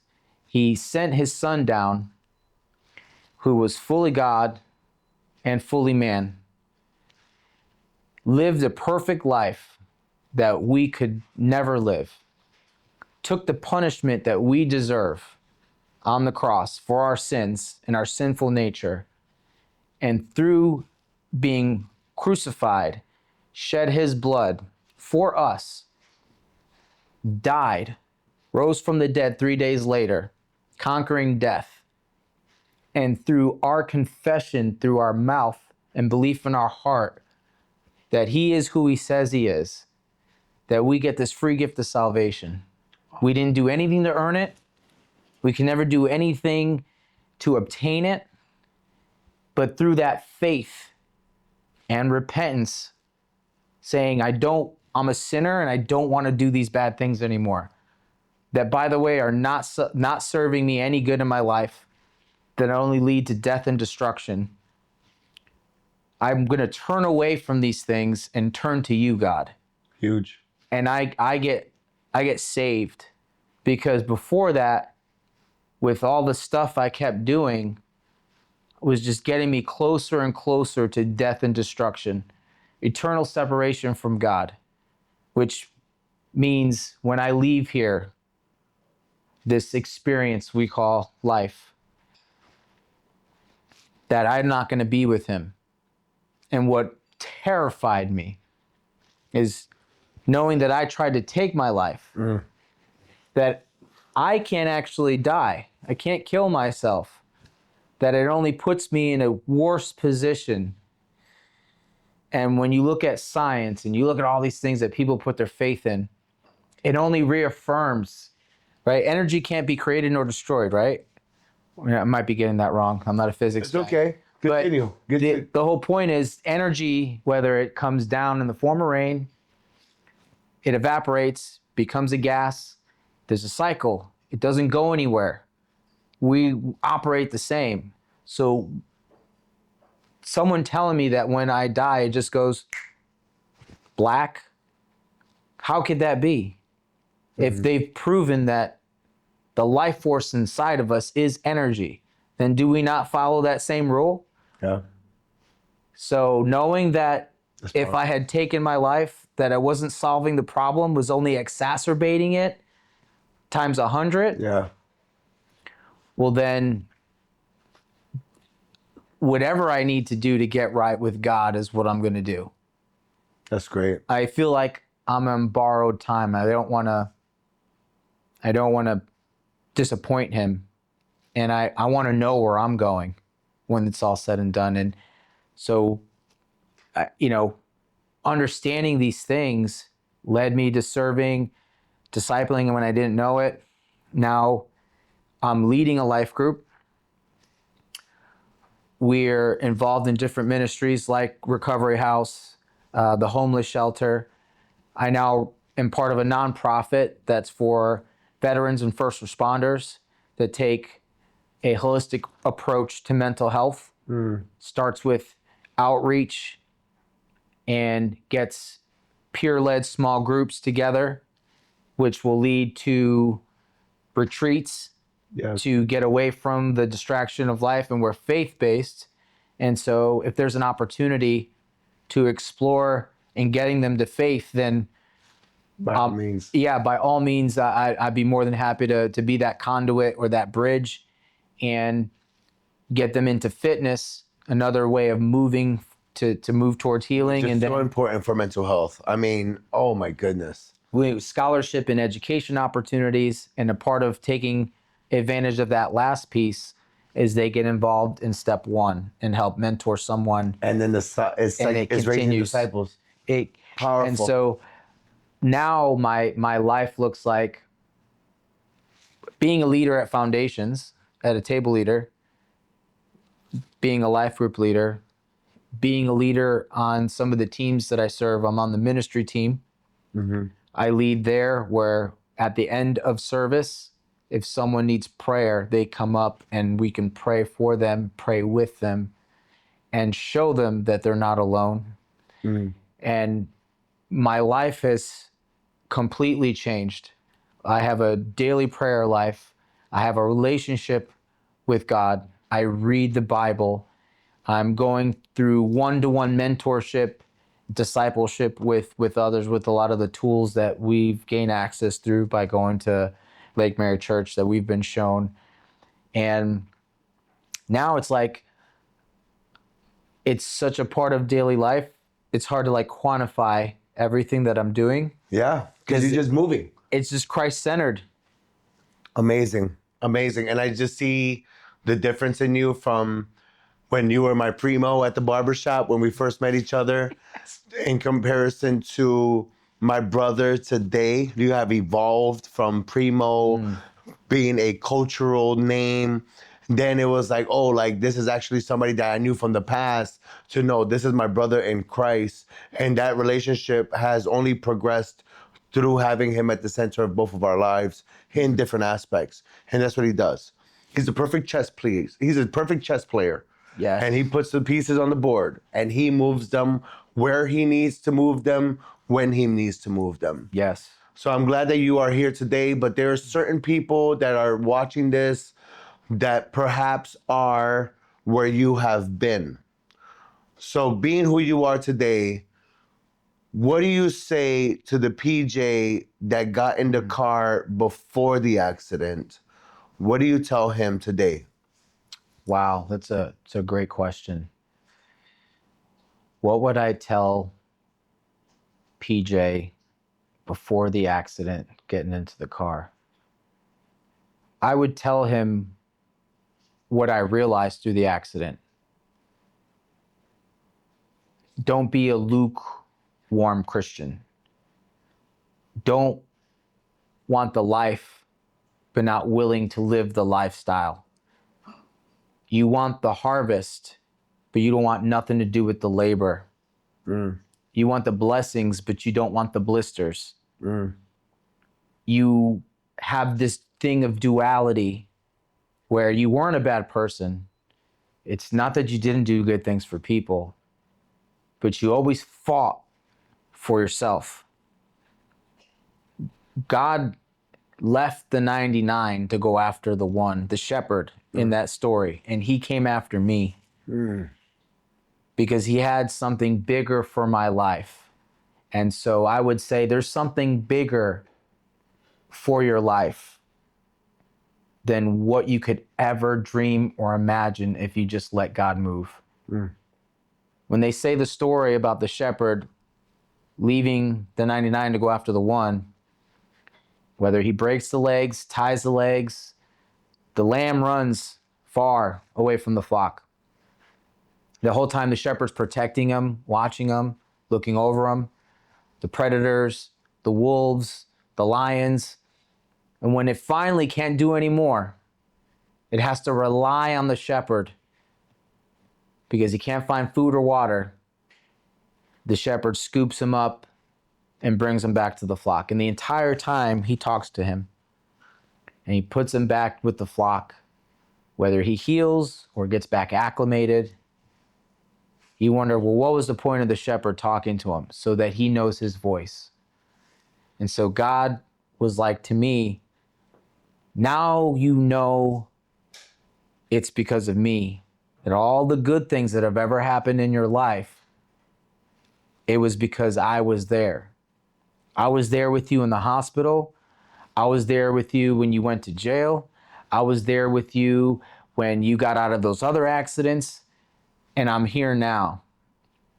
But now because you know my voice, the next time that you stray, you're rejecting me, you're choosing to walk away from me. Yes. Which means you're walking away from what I can do and how I'll protect you. And the fighting, I was like, well, why was the whole point of me fighting in the hospital? When I fought in the hospital and that all happened, that created urgency to save my life. If they had not worked sooner, I could have passed away and basically suffocated on the blood that was pooling up inside my body from the internal bleeding that they didn't know or were aware of. That saved my life. And he said, the part I didn't mention in the story is, I don't know how I forgot this. It's such an important part of the story. When I was on the side of the highway, after making the 911 call, before making the call to my mom, I should say, this thought came in my head. Maybe you should lay down and rest. Very, very subtle thought. And I was like, you know what? Yeah, maybe I need to like sit down for a second and process this. And then this, because I don't hear voices in my head, but this thought that just kind of woke me up was like, you can lay down or you can fight. And I was like, whoa, I just said I'm dying in my head to myself. I don't want to die on the side of the highway. I don't want to die here by myself. Yes. I'm going to fight. So back to like, God, why was the fighting? He's like, when I said fight, I didn't mean you fight by yourself. I saved you for that. What I meant by saying you could fight is all your life you fought for yourself. You're going to fight for me now. Wow. Wow. Plot twist. Oh, like Wow. mind blown. Never would have thought that and been able to conceptualize that Yes. until going through it. That's good, man. So you have to break through it in order to break through it, to have that breakthrough. It broke me. It stripped everything from me. It took everything from me. And so to answer the question that you asked is really, I would tell that guy that God's got something so much bigger than you for you than you can ever imagine if you let him move in your life. Because I promise it's way better than you could ever imagine or think. And you're, in my opinion, one of the biggest treasures that you have in life are the relationships that God puts in your path, the people that he puts in your path. Worship's important. The word is important. The relationship that you have with him, though, is most important. And that determines the relationships around you, because people are so important. It's people that save me, people that rehab me. It's people, the reason why I gave my life to Christ at Tylicious in Longwood. It's people, the reason why I went to Foundations. It's people why I decided to get baptized. It's people, the reason why I got saved. This is good. Because without the people in my life, none of that would have happened. Yeah. Because there's a lot of people that say, I got God, but they don't have any of the things I just mentioned. Yeah. Because, and I should say not because, not every person in your life is meant to be that person that walks shoulder to shoulder with you. Some people are in your life to show you, grow you, stretch you, teach you. They're in there for a reason or a season. But it's all a part of the plan, because God doesn't make filth or junk, and everything that you go through gets used. Nothing's wasted. That's so good. That's so good. Thank you for sharing your story. Thank you for spending the time here with me today. Thank you for being vulnerable and expressing these things. Yes. And It's a pleasure. I agree wholeheartedly about relationships. And we will always ruin relationships if we base them off of our past, and Yeah. if we base them off of the ones that we've had lately that have been toxic, and we don't know what a true relationship looks like because we've been hurt so many times. So I encourage you to build that relationship with Christ first. Start with Matthew, Mark, Luke, and John. Yes. And know who he is, and learn how his teachings and what he came for, and how he affected those that he was closest to, and how he affected those that he encountered. So we can learn how to build those relationships and be able to build moments like these in your own personal life. Yes. And see where God really is in your life. PJ, thank you so much, man. I truly appreciate it. If this has hit you in any way, shape, or form, please like, share, subscribe, and we'll see you here on the next episode of Barberic Culture Presents. Thank you, sir. Appreciate it. How was your famous words? Famous words. Let's Let's go. go.